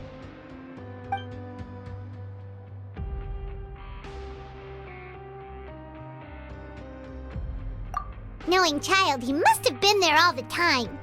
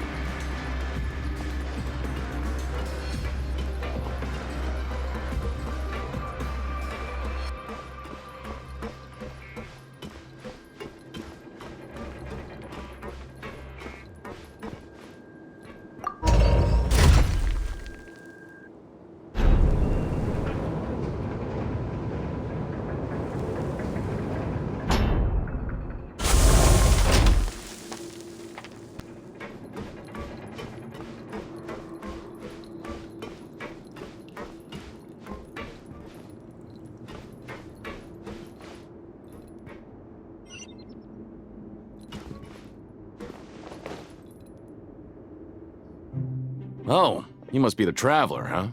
Sorry, mate, but competitors as strong as you are prohibited from participating. I don't make the rules, mind you, but I was given very specific instructions. Even convicts value their lives, don't they? I hope you can understand. But we have a game here that'll let you show off your strength, and you'll even earn some credit coupons in the process. What do you think? Interested? And if we lose the game, will it cost us credit coupons? Of course. That's the cruel reality facing every competitor in a place like the Pancration Ring. Okay, great. Let me walk you through the rules. The targets in front of you will pop up one after another. You'll need to hit the targets in the same order that they popped up. If you can complete a few rounds in a row with no mistakes, then you'll win credit coupons. But the second you mess up the order, you'll lose. Game over. The game costs 300 credit coupons to have it go. So, you up for it? Thanks for your patronage, mate. Now, let the game begin.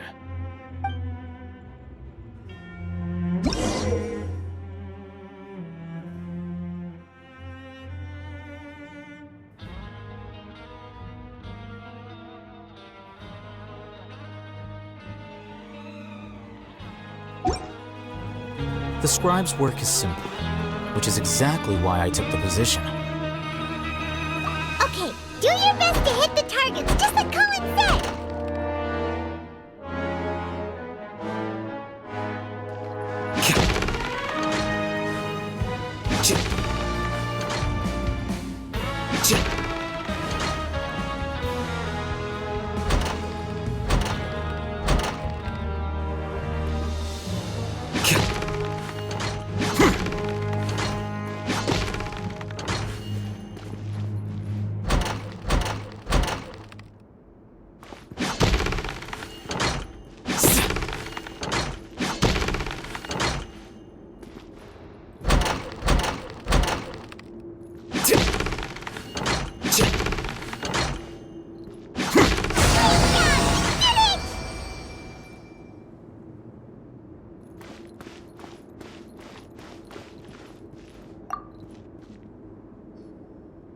I'll be.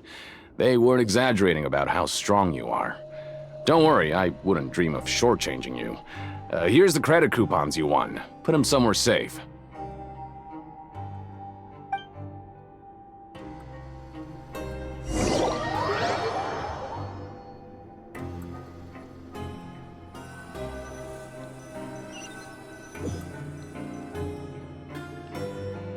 Seems we had a productive day.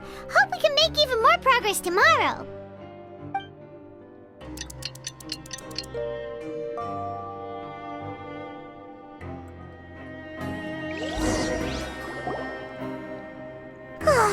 The dawn of a new day. Paimon feels like we're getting used to life as convicts. Is that a good thing or a bad thing? What do you have planned for us?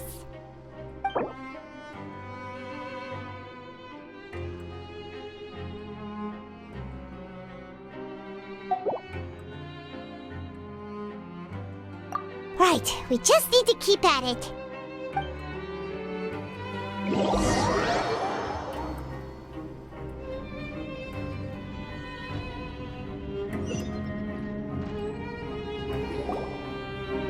Look who decided to show up!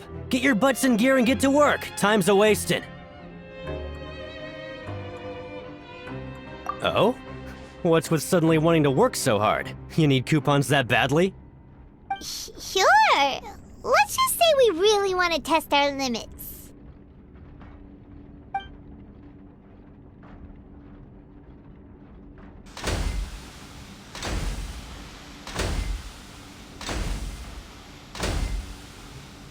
Nice! We did well today. Let's keep it up!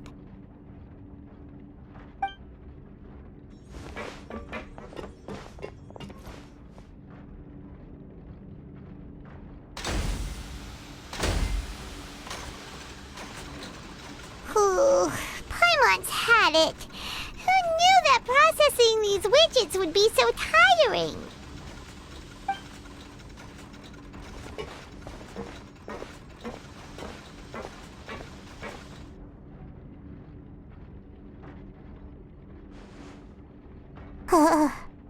That's it. Paimon doesn't even have the energy to talk anymore. Is it time to eat yet?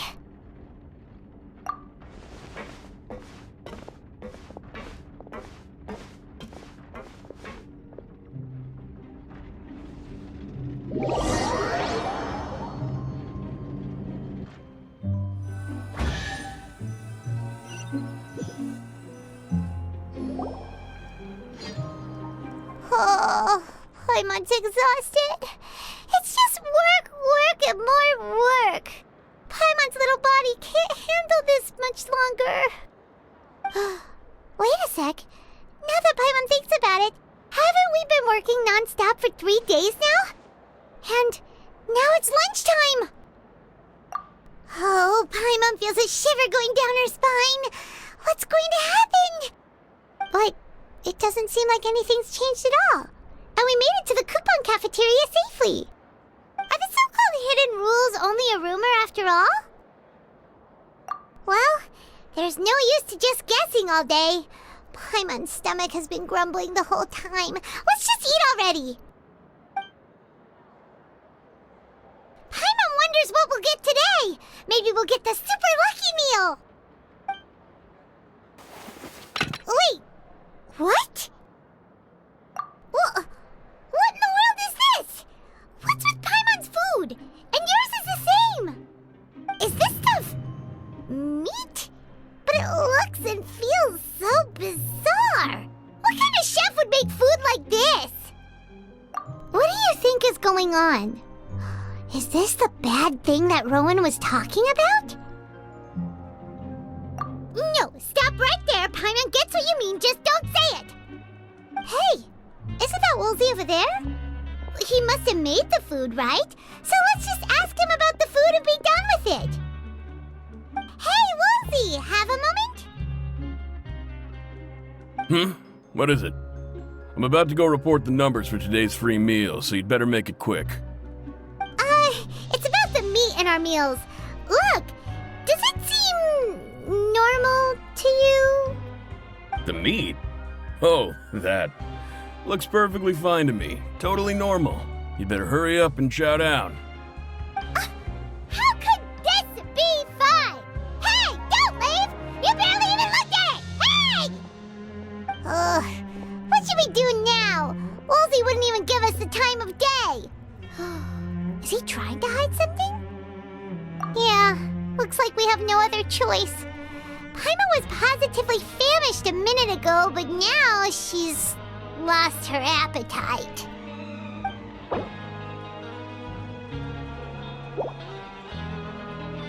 What would you like to do this afternoon?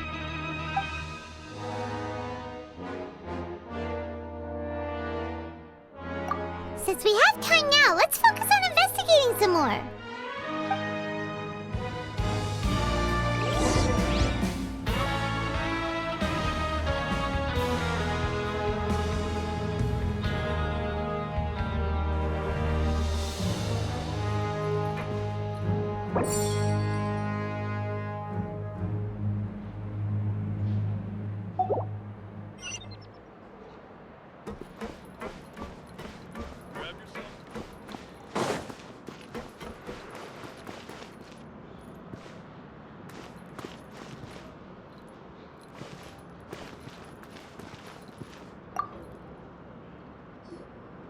Oh, hello.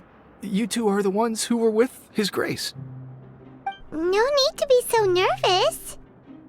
Sorry, I couldn't help but think of His Grace once I saw you, and I... Well, it's hard to say. Maybe I am. He's got a very overwhelming presence. It makes me feel like I'm just some insignificant little bug. Wait, seriously? Oh, I'm always indecisive, and I tend to make a mess of things. It's like a reflex. I just instantly start to tense up the moment I see a smart and capable person like His Grace. What? Please, don't say anything like that out loud. How could you possibly think something like that?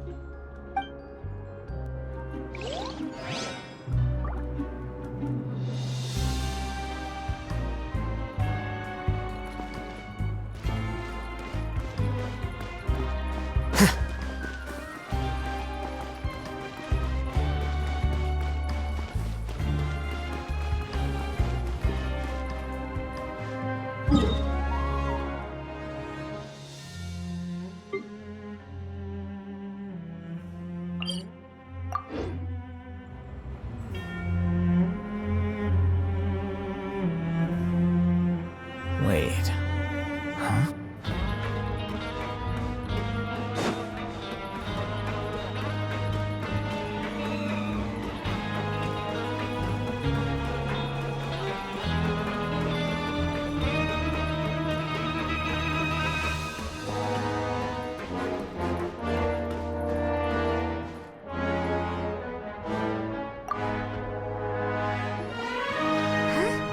Rowan? What are you doing here, Chief? I was injured a bit just now. Nothing major, I think I just pulled something. Little mishaps like this are unavoidable at work, you know? Huh. Paimon wouldn't have thought someone as experienced as the Chief would still get hurt on the job. Tch, I just knew you would say that. This is pretty embarrassing. Where is Sigewinne when you need her anyway? The one time I need to make a quick trip to the infirmary. Oh, you mean she wasn't in the infirmary? Yeah. The rumors say that there's never anybody in the infirmary in the half hour before lunch, and nobody knows where Sigewinne gets off to.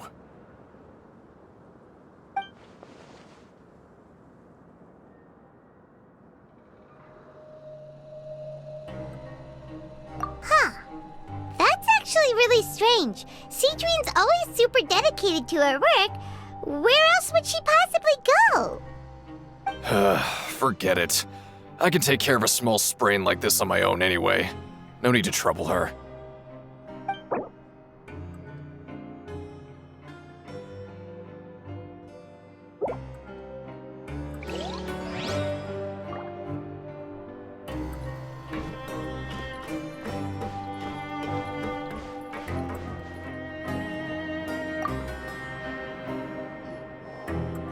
Oh, wonderful. I was worried that you'd be busy trying to earn reward coupons all the time, but it seems like you haven't neglected your investigation work after all.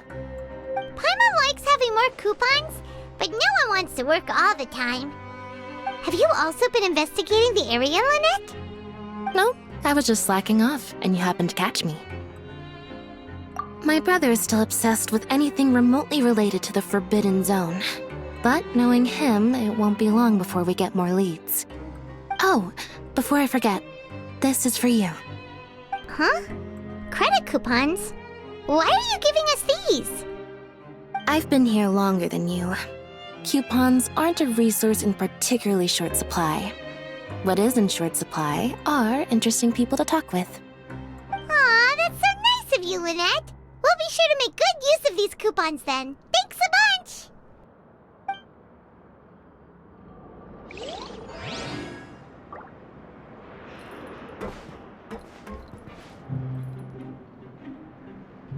Help each other get through it together.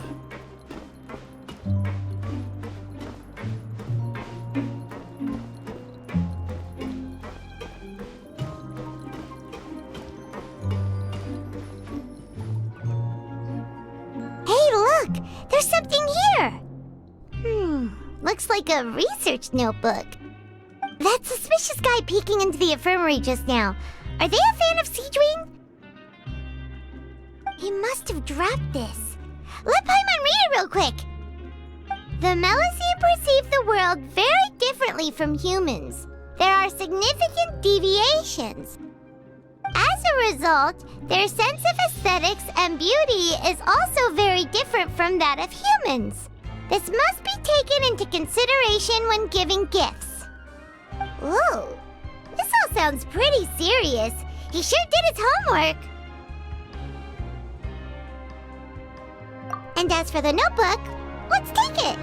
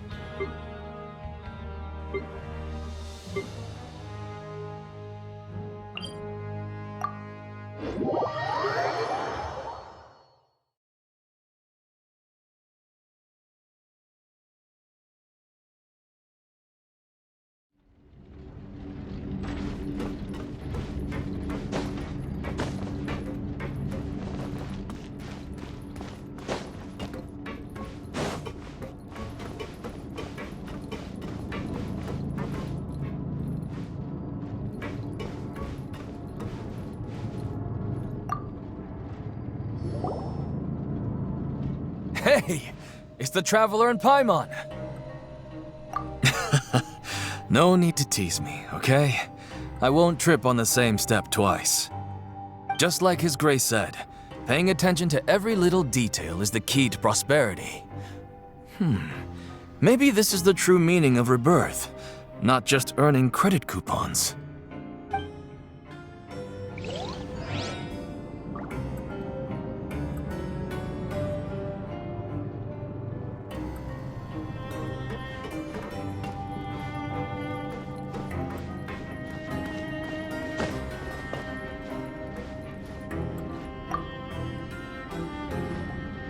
Siege Wing? Aren't you supposed to be in the infirmary? What are you doing in the production zone? Hello, Traveler. Paimon. Everyone's usually busy around now, and we don't have any patients to look after in the infirmary. I thought I'd come here and enjoy the sight of everyone hard at work. Enjoy? What's there to enjoy here? It's really worth watching. I often stand here and observe everyone. Humans are just so interesting and adorable. I like to watch your expressions while you work. Are you talking about pets or people? Oh, I can see why you think that, but you shouldn't jump to conclusions. See, we Melazines are a different species, and we see the world very differently from humans. It's very easy for me to observe everyone's condition. All it takes is one look, and I can tell which workers are exhausted. Wait, Melazines can see that? Huh. That does sound useful for being a nurse. Yes, running around tending to everyone's health is very fulfilling. But I'd much prefer it if you're all happy and free from exhaustion and pain in the first place. Take care of your body and make sure you eat well. Always rest when you're tired from work and don't push yourself too hard. We'll definitely take care of ourselves. Thanks for the reminder.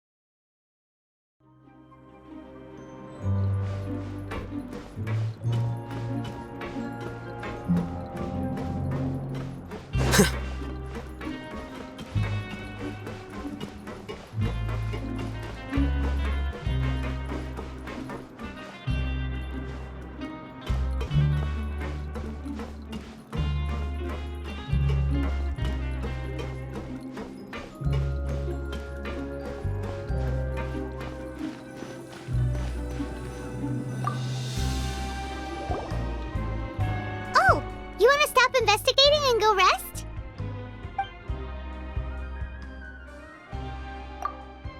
Okay, you should rest up. We'll be back at it tomorrow.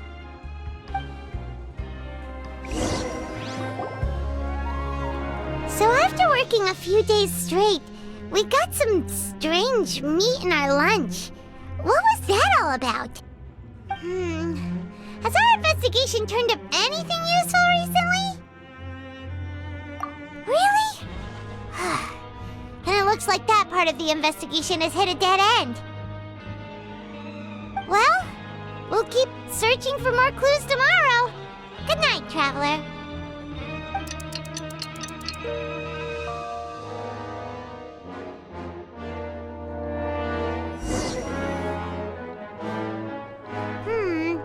Maybe we can make some progress in our investigation today. What do you have planned for us?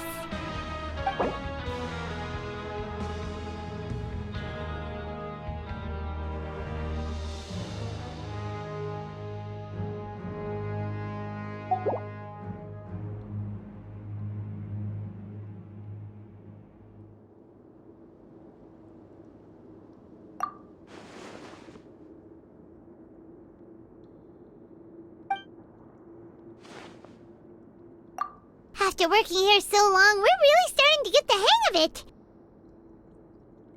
But doing the same thing all the time can get old pretty quickly. How are you holding up?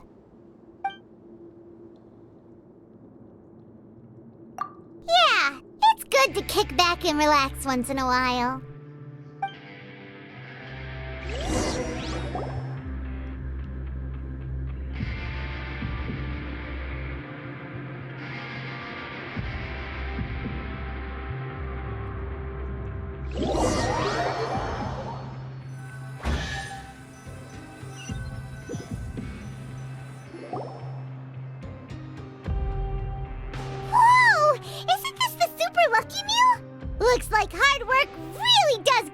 rewarded! Paimon's gonna take her time and savor every bite! What would you like to do this afternoon?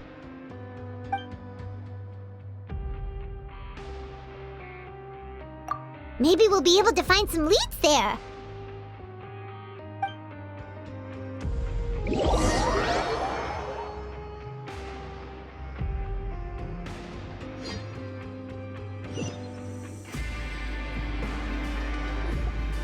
Oh, back for another try? I hope you brought enough credit coupons this time. All right, then get ready to play.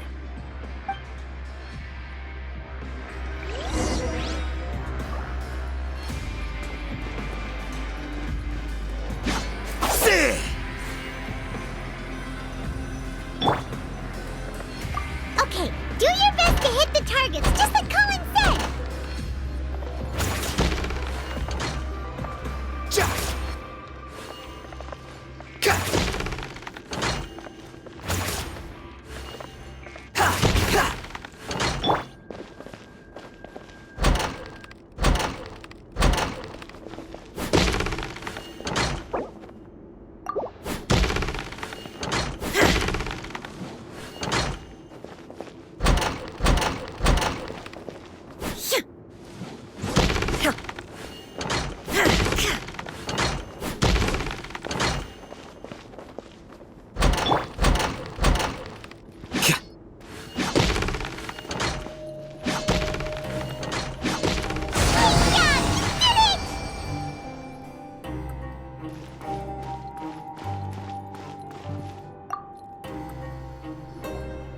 Your strength really shouldn't be underestimated. Now I get why you're prohibited from participating in any official fights. Nobody who values their life would be willing to get in the ring with you.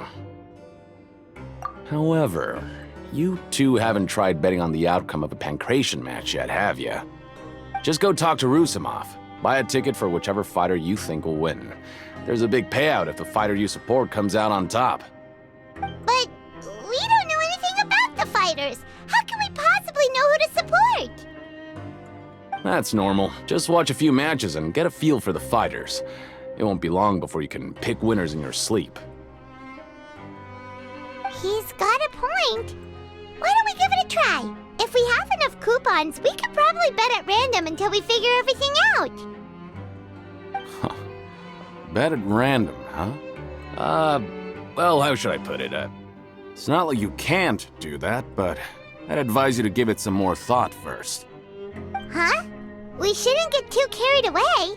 What's the problem? What? I never even picked a boxer before, and you already know about the rules? You're not just strong fighters. Seems you're pretty perceptive, too. Might as well tell you about it, since you already know that much. Plus, I think you've got the potential to be one of my greatest customers. I think I can let you in a bit. Besides, I don't want to risk ever losing a customer like you. Is it that serious? Okay. The hidden rule here is, if you buy both boxers' tickets and support them both, something bad will happen the next morning.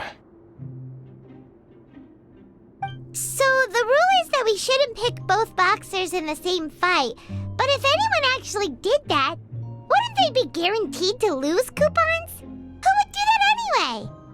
And what do you mean by something bad will happen? How would I know? Not like I'm stupid enough to do that. But I've heard a story about the rule. According to the rumor, there was a masked boxer who possessed incredible skill and power. None of his opponents even stood a chance against him. However, in the final match, the organizers told him to take off his mask. He refused and never showed up to the fight. And after that, he was never seen again. Some say he died, or that he was taken care of by the event's organizers. But everyone remembers that he was someone who cherished honor above all else.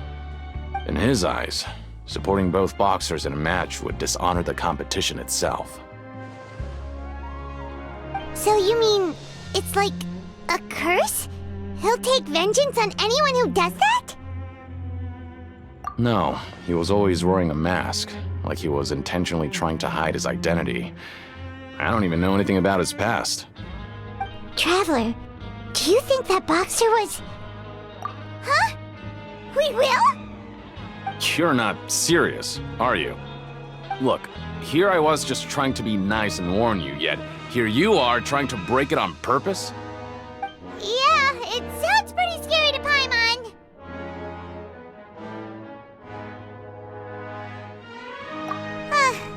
Seems you've made up your mind.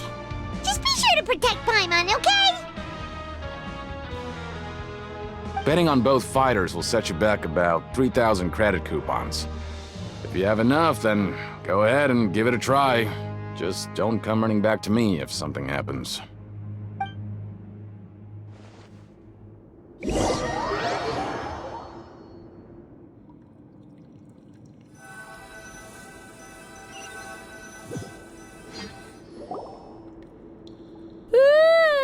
We woke up so early today that Paimon's been nodding off all afternoon. Good thing it's finally time for bed.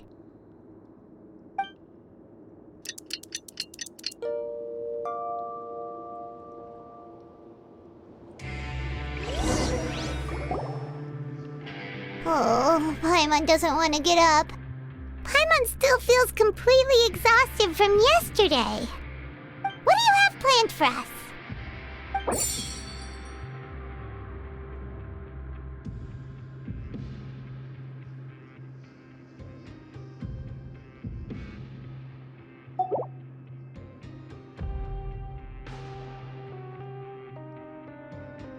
After working here so long, we're really starting to get the hang of it. But doing the same thing all the time can get old pretty quickly. How are you holding up? Yeah, it's good to kick back and relax once in a while.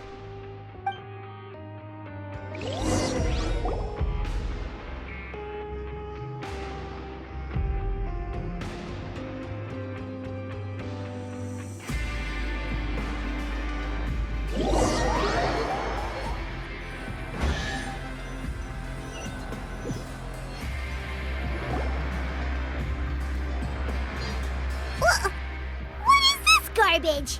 Ooh, it looks disgusting. Oh, Paimon misses your cooking now. What would you like to do this afternoon? Maybe we'll be able to find some leads there.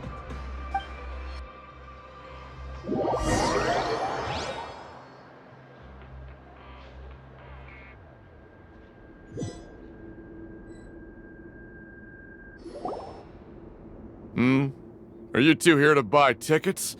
Better be quick about it. Another match is about to start. Who are the boxers in the next round? We have the reigning champ, Le Grappler, versus a contender from the Eastern Prison Block, Demon Horde.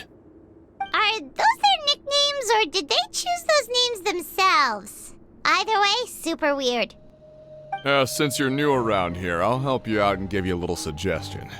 Even though Le Grappler is the crowd favorite, Demon Horde is a first-class dark horse with incredible potential. Anyway, for this match, I recommend that you pick... Huh? For both fighters? I could tell you're new to this, but I didn't think you were completely clueless. Maybe you don't quite understand the rules, no? Let me try to explain again for you more clearly. You see... Oh, no need. We're aware that we're going to lose coupons. All right then, if you're absolutely sure. Remember, no refunds once you buy the tickets. Yeah, we got it. Just shut up and take our coupons.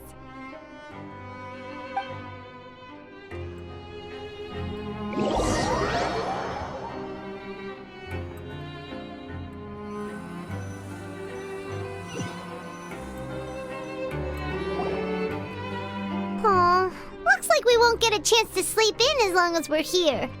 Let's get to bed early.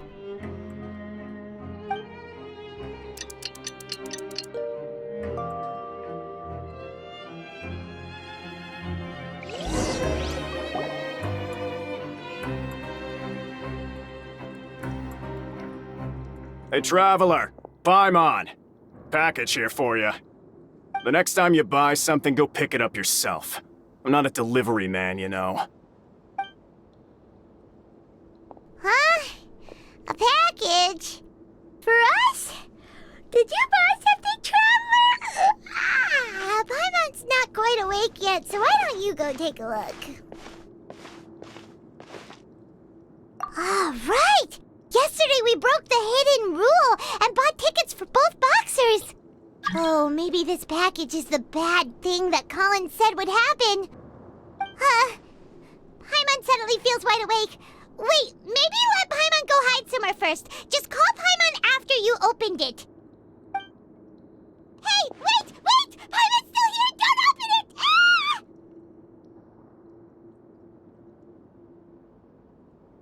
Huh? What is it?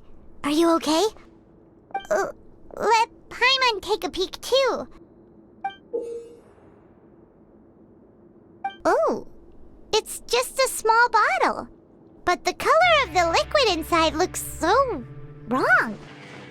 Almost like... Alright, that's enough of that. No need to say it out loud. Paimon already knows what you're trying to say. Ugh! No way! Get that stuff away from Paimon! Paimon thinks we shouldn't open the bottle until we figured out what's going on. Just trust Paimon on this one, okay?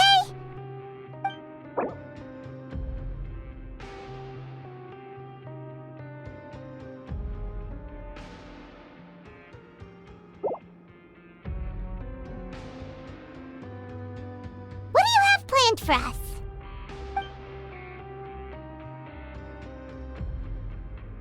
Though it feels nice to slack off a little, less work means less coupons. Let's make the most of our morning.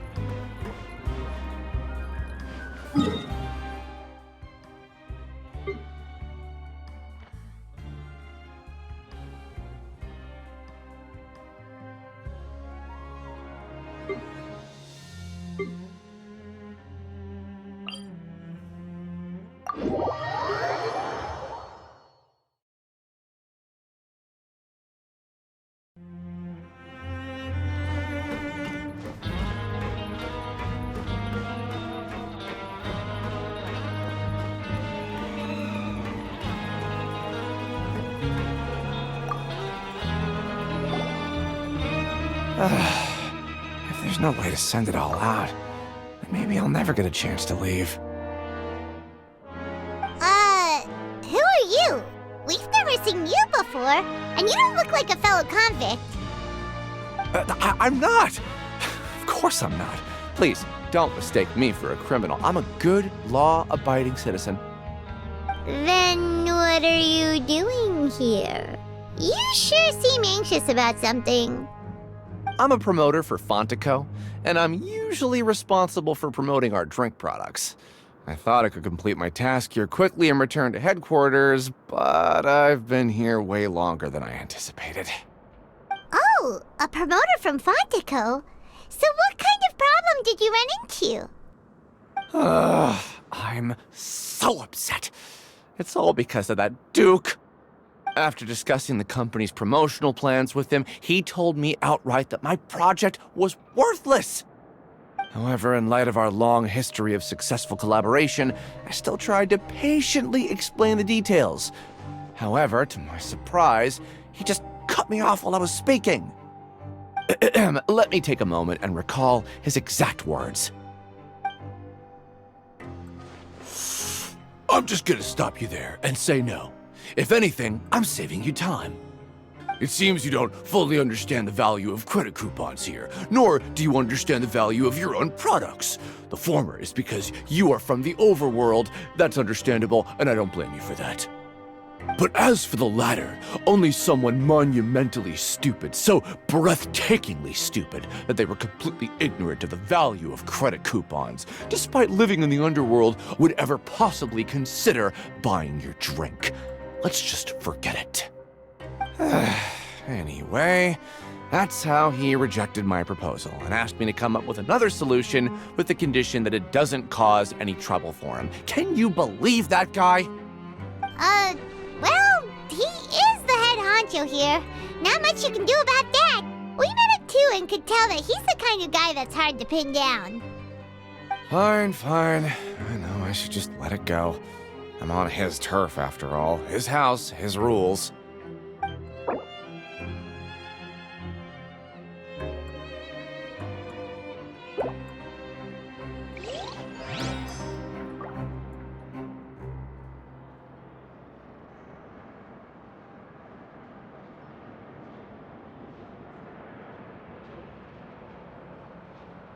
Wait. Huh? No.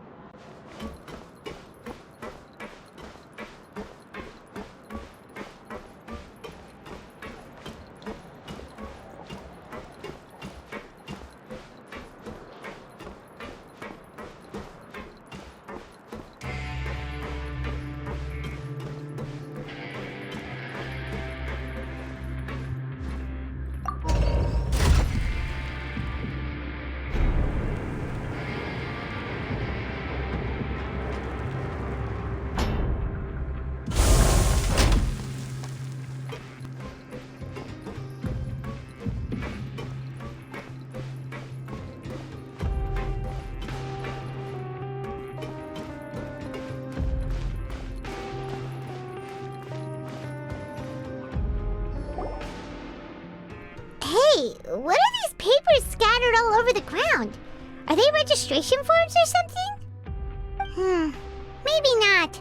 Every page has the Fontico symbol on it. Maybe it's some flyers from the company. Okay. But if someone catches us, they could accuse us of trying to steal the company's secrets, couldn't they? Oh, you're right. Guess there's nothing to worry about then. Let Paimon have a look here. Without assistance from the Fontaine Research Institute, development of the new product has been slow, and some researchers on the project have voiced concerns. We have no choice but to let the new product undergo the first phase of promotional trials without a designated name or packaging. We will adjust the direction of future development according to feedback. We have decided to only conduct closed, small-scale trials for the time being. Sure doesn't seem like anything unusual. The company is just trying to develop some new products besides Fanta. But it sounds like things aren't going well at all. Let's put these papers back where we found them and make it look like nobody went through them. Okay, good.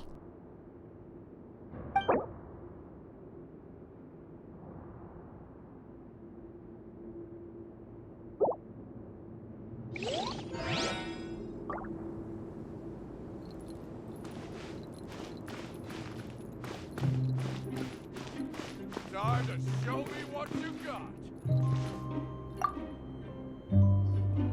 Hey, I heard you crazy fools really did it. You bought tickets to support both fighters, didn't ya? Well, did anything happen?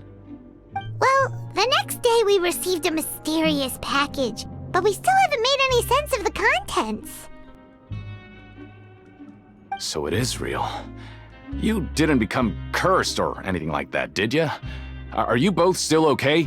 Wait, are you sure that it's still you controlling your bodies right now? Paimon's not sure. What do you think, Traveler? Is Paimon still Paimon? Oh, okay. Well, that's good. Yeah, you two don't seem to have changed at all. But I wouldn't let your guard down just yet. Still, I didn't expect you would actually do it. You'd actually throw away coupons like that just to satisfy your curiosity? Even if we bought tickets like everybody else, it's not like we could hope to earn any coupons. When it comes to things like this, it's always the organizer who makes the real profits. Hey, just what are you trying to imply? The Pancration Ring is an honest business, and we really don't make much from selling tickets. We make so little that even the current tournaments can only be held thanks to funding from the producer of Fanta. Oh, so it's the company that manufactures Fanta sponsoring the events? Paimon thought all of this was thanks to the Duke's support. Let's just say it's a mutually beneficial arrangement. They reached out to us first, hoping to promote Fanta products in the Fortress of Meropide. Anyway, you try and take extra good care of yourselves these next few days, you hear?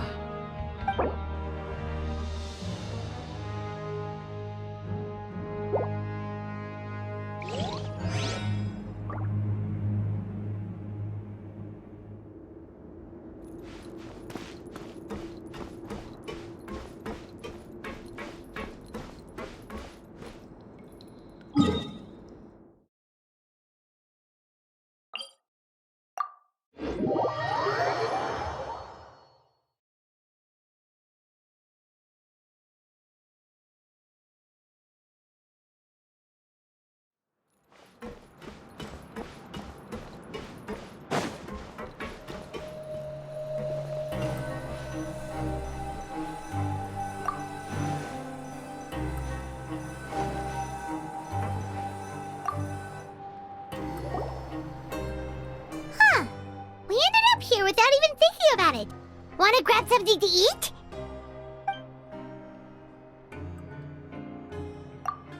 Alright, but remember that we bought this time with coupons, so let's make better use of it next time.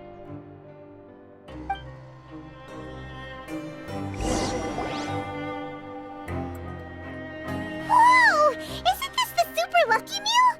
Looks like hard work really does get rewarded. Paimon's gonna take her time and savor every bite! What would you like to do this afternoon?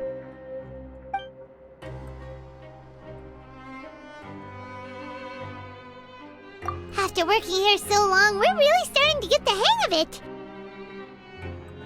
But doing the same thing all the time can get old pretty quickly. How are you holding up? Yeah, it's good to kick back and relax once in a while.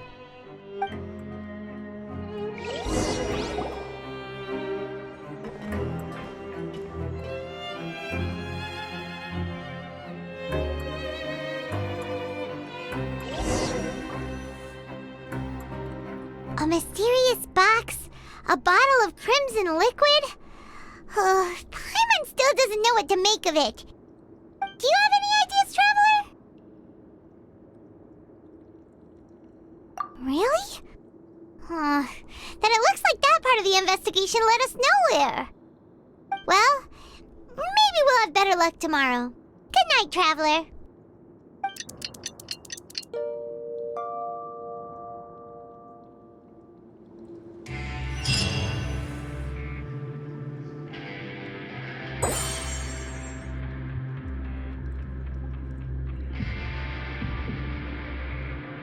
Okay, so we've investigated 2 of the hidden rules. Paimon didn't think this prison would have so many weird things going on. We'd better pick up the pace with our investigation, otherwise we'll never get anywhere. Yeah, let's skip work for now and put our time to good use.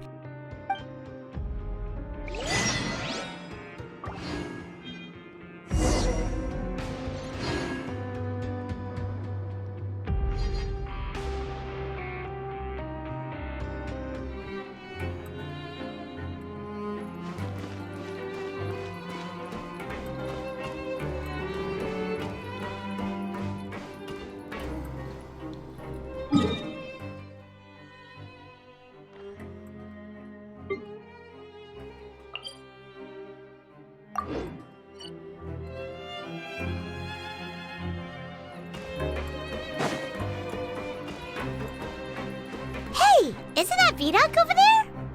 Huh. Is it just Paimon, or are there fewer people than usual here today?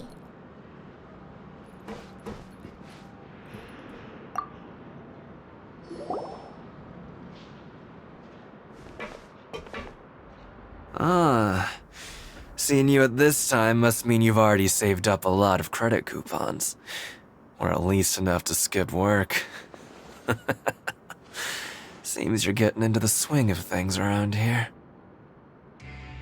Impressive. Very impressive. So, now can you tell us about the hidden rules you know? If that's what you want to know, I guess you couldn't have come at a better time. Huh? What do you mean it's a good time? Leonid and those other pesky broke urchins have all gone to work in the production zone. I wouldn't want them listening in without paying up. We get it! Just tell us already! So, you know those pipes that make strange sounds? Don't ever, ever go near them at night. Even if you manage to avoid the guards, you might find something even more terrible there. Something even more terrible? Like what? A group of cannibals. Cannibals? In the fortress of Meropide? Every month, they meet a few times in the dead of night. Rumor has it they might be connected to the people that have disappeared here. But what's even scarier is that they have a special proclivity. Since they have no way to dispose of the leftover remains, they have ways to transform them into other forms and keep them in the fortress forever. Paimon might already know what you mean by other forms. So that's what's going on here. Oh, Paimon's stomach doesn't feel so good. You two look pretty skeptical. No matter, learning the truth behind dark secrets isn't necessarily a good thing. I've got things to do too. I suggest you just act like I never told you anything. Traveler, can we just trust him on this one? Oh, Paimon doesn't want her blood and flesh entombed here for all eternity? Oh, so that's how you see the situation. Huh. You know, Paimon does feel a little better about it now. When will all the secrets end?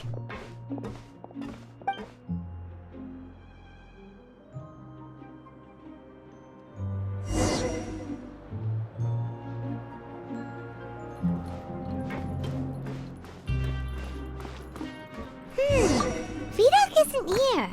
But the guys who went to work in the morning are back. Let's go ask them!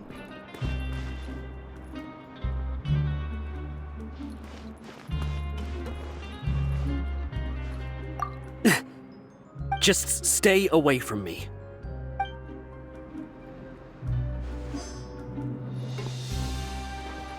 What? What are you saying? You shouldn't go around saying stuff like that.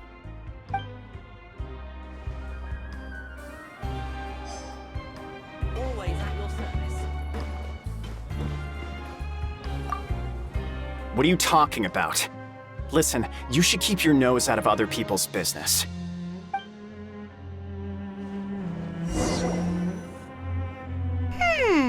Their attitude sure is suspicious. Like they're trying to avoid us. But if they're being so obvious about acting weirdly, do you think they might just be trying to lure us in? Oh, this is all getting way too creepy for Paimon. So you mean we still need to investigate some more? Okay, if you say so.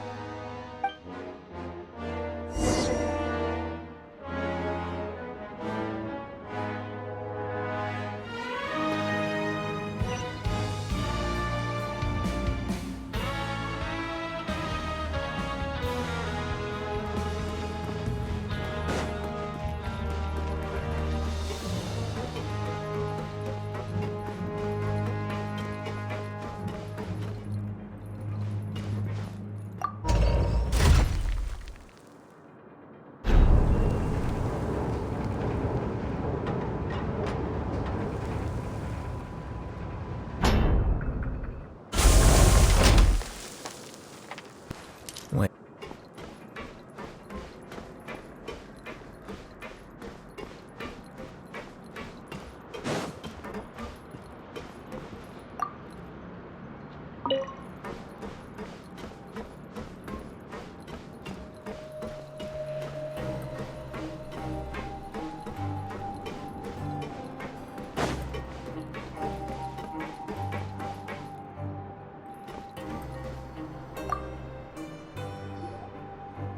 Fielding?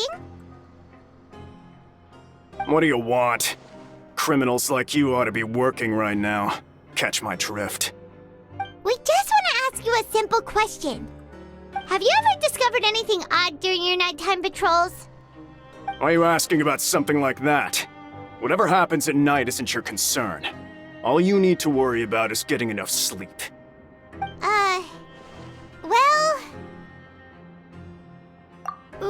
Right! We've heard it happens a few times every month. Paimon has sensitive ears, so it makes it hard to sleep. Really? I see. But it's not like I'm on duty every night. And now that you mention it, I recall my colleagues talking about something like that before.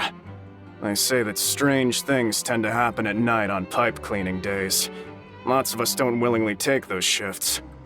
So, what happens at night on pipe cleaning days? They just conduct regular cleaning of the fortress's drainage facilities. There are 3 pipe cleaning days per month, and it just so happens that today is one of the scheduled days. You can try to confirm the sounds tonight if you want, and if they're real, then I can report the issue to my superiors for you. Oh, okay. Then we'll keep both ears out tonight. If that's all, then I'll be leaving now. I advise you not to try anything funny, though. Even if I'm not on duty tonight, someone will still be watching you. Don't worry, we don't want any time added to our sentences. Oh, he left. So what do you think about the pipe cleaning days he mentioned? Right, both are a possibility. But Fielding did say that tonight is a cleaning night. Paimon knew you would say that. Alright, sounds like we'll be up all night tonight then. Paimon just hopes the guards don't catch us.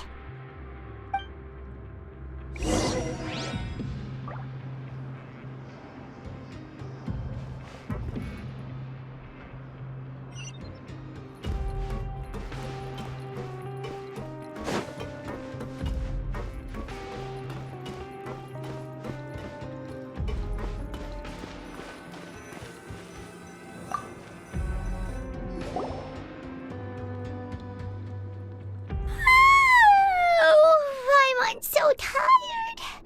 But we can't sleep yet. They'll be cleaning the pipes tonight, so it's the perfect chance for us to investigate. Whatever. Just be sure to wake Paimon if she dozes off. Paimon's worried something might happen if you go alone. Huh? Traveler? Did you fall asleep already?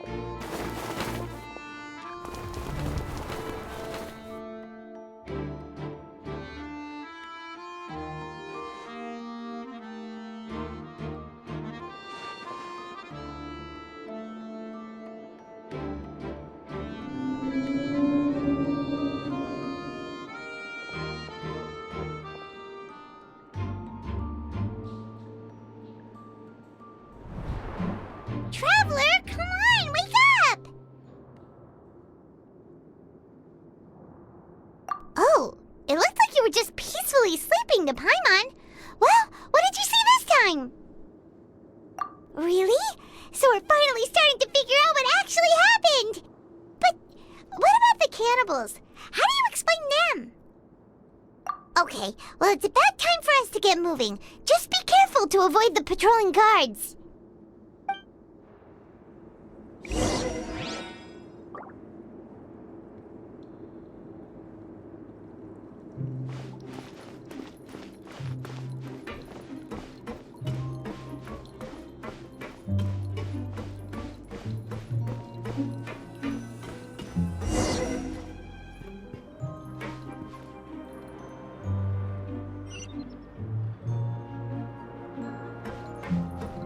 Shh! Careful!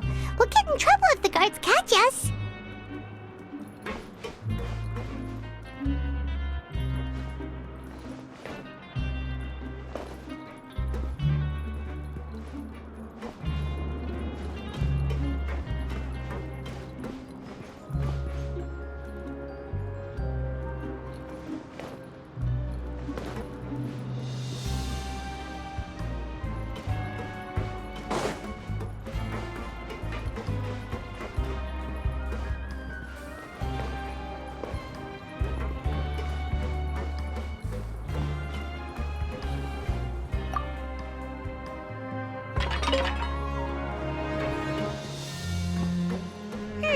This should be the place.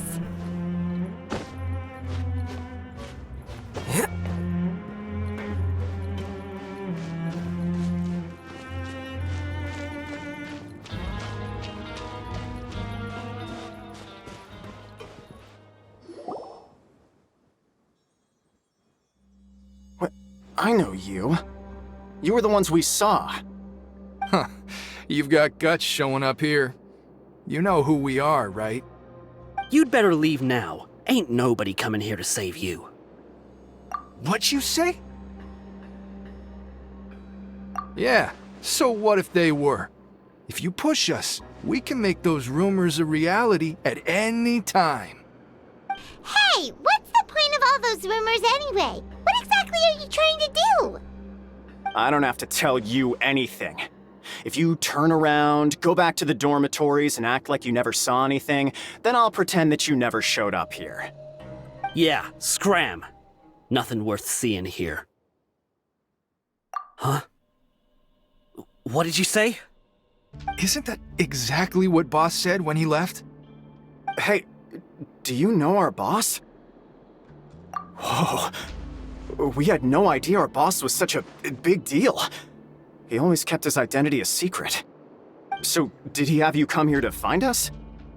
Oh, so your child's crew here? Seems like he had no problem fitting in. We're the only ones who heard him say those words when he left that night. So, unless he somehow told you those exact same words after that... All right. I guess that's proof enough for me. I believe you. Wow! Those dreams of yours sure come in handy. We gave him the business for a while and would always give him a hard time when he first came to the fortress of Meropide. But here in the fortress, the strong will always earn respect. He was working the longest hours and racking up wins in the Pancration Ring. You could always see how amazing he was, even when he was teaching us a lesson. So eventually, we all decided to follow him. But one day, he suddenly told us that he had to find a way to escape this place, no matter the cost. He said it was because he heard that call again. And as his crew, if the boss wants something, then it's our job to get it done. So, we got to work, and used the hidden rules that were here to make up and spread the rumor about the cannibal rule. We just wanted to give him a better chance of escaping on a night after the pipes had been cleaned. Oh! Thanks to your rumor, nobody would want to come anywhere near here, prisoner or guard. Wow. It sure is easy to exploit people's fear of the unknown. But has a child already escaped? Why are you all still coming here after pipe cleaning day? Because as far as we know, the pipe he went into isn't actually an exit. It should be a dead end. It leads to an abandoned factory area, and even if there were a way to escape from there into the sea, we're still way too deep. No one could ever reach the surface alive. But Boss still insisted on going in. It's like he was obsessed about it. So we told him that we'd pretend as if he never existed while he was gone. And that if he wanted to come back, he should wait for nighttime on a pipe cleaning day. That way, we could meet him here and help cover the whole thing up. So you come and wait here through the night a few times a month just because of that promise? Yeah, but it's been so long now. We already know in our hearts that he must have managed to escape somehow. Is it also possible that something unfortunate happened to him? Nothing could ever defeat Boss or slow him down. It's one thing we know for sure. Okay. Paimon was just brainstorming possibilities. Alright. Keep quiet and follow us.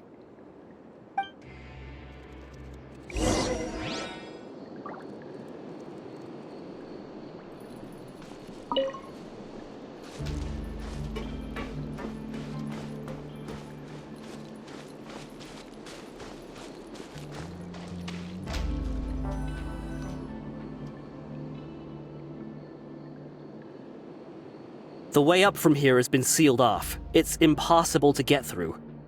Boss left by going down from here. It wasn't full of water at the time. Later, we came back hoping to have a look. That's when we found out it had been completely flooded. It's impossible to navigate unless you're an extremely skilled diver. Do you think Childe got trapped by the water? Not likely. We all know that Boss was an incredible swimmer. Really? Then have him come investigate, pronto. Just be sure to tell us if you get any news about Boss. It's getting late. We should leave before the guards come this way. Yeah, we learned a lot about what happened to Childe here. Let's get going!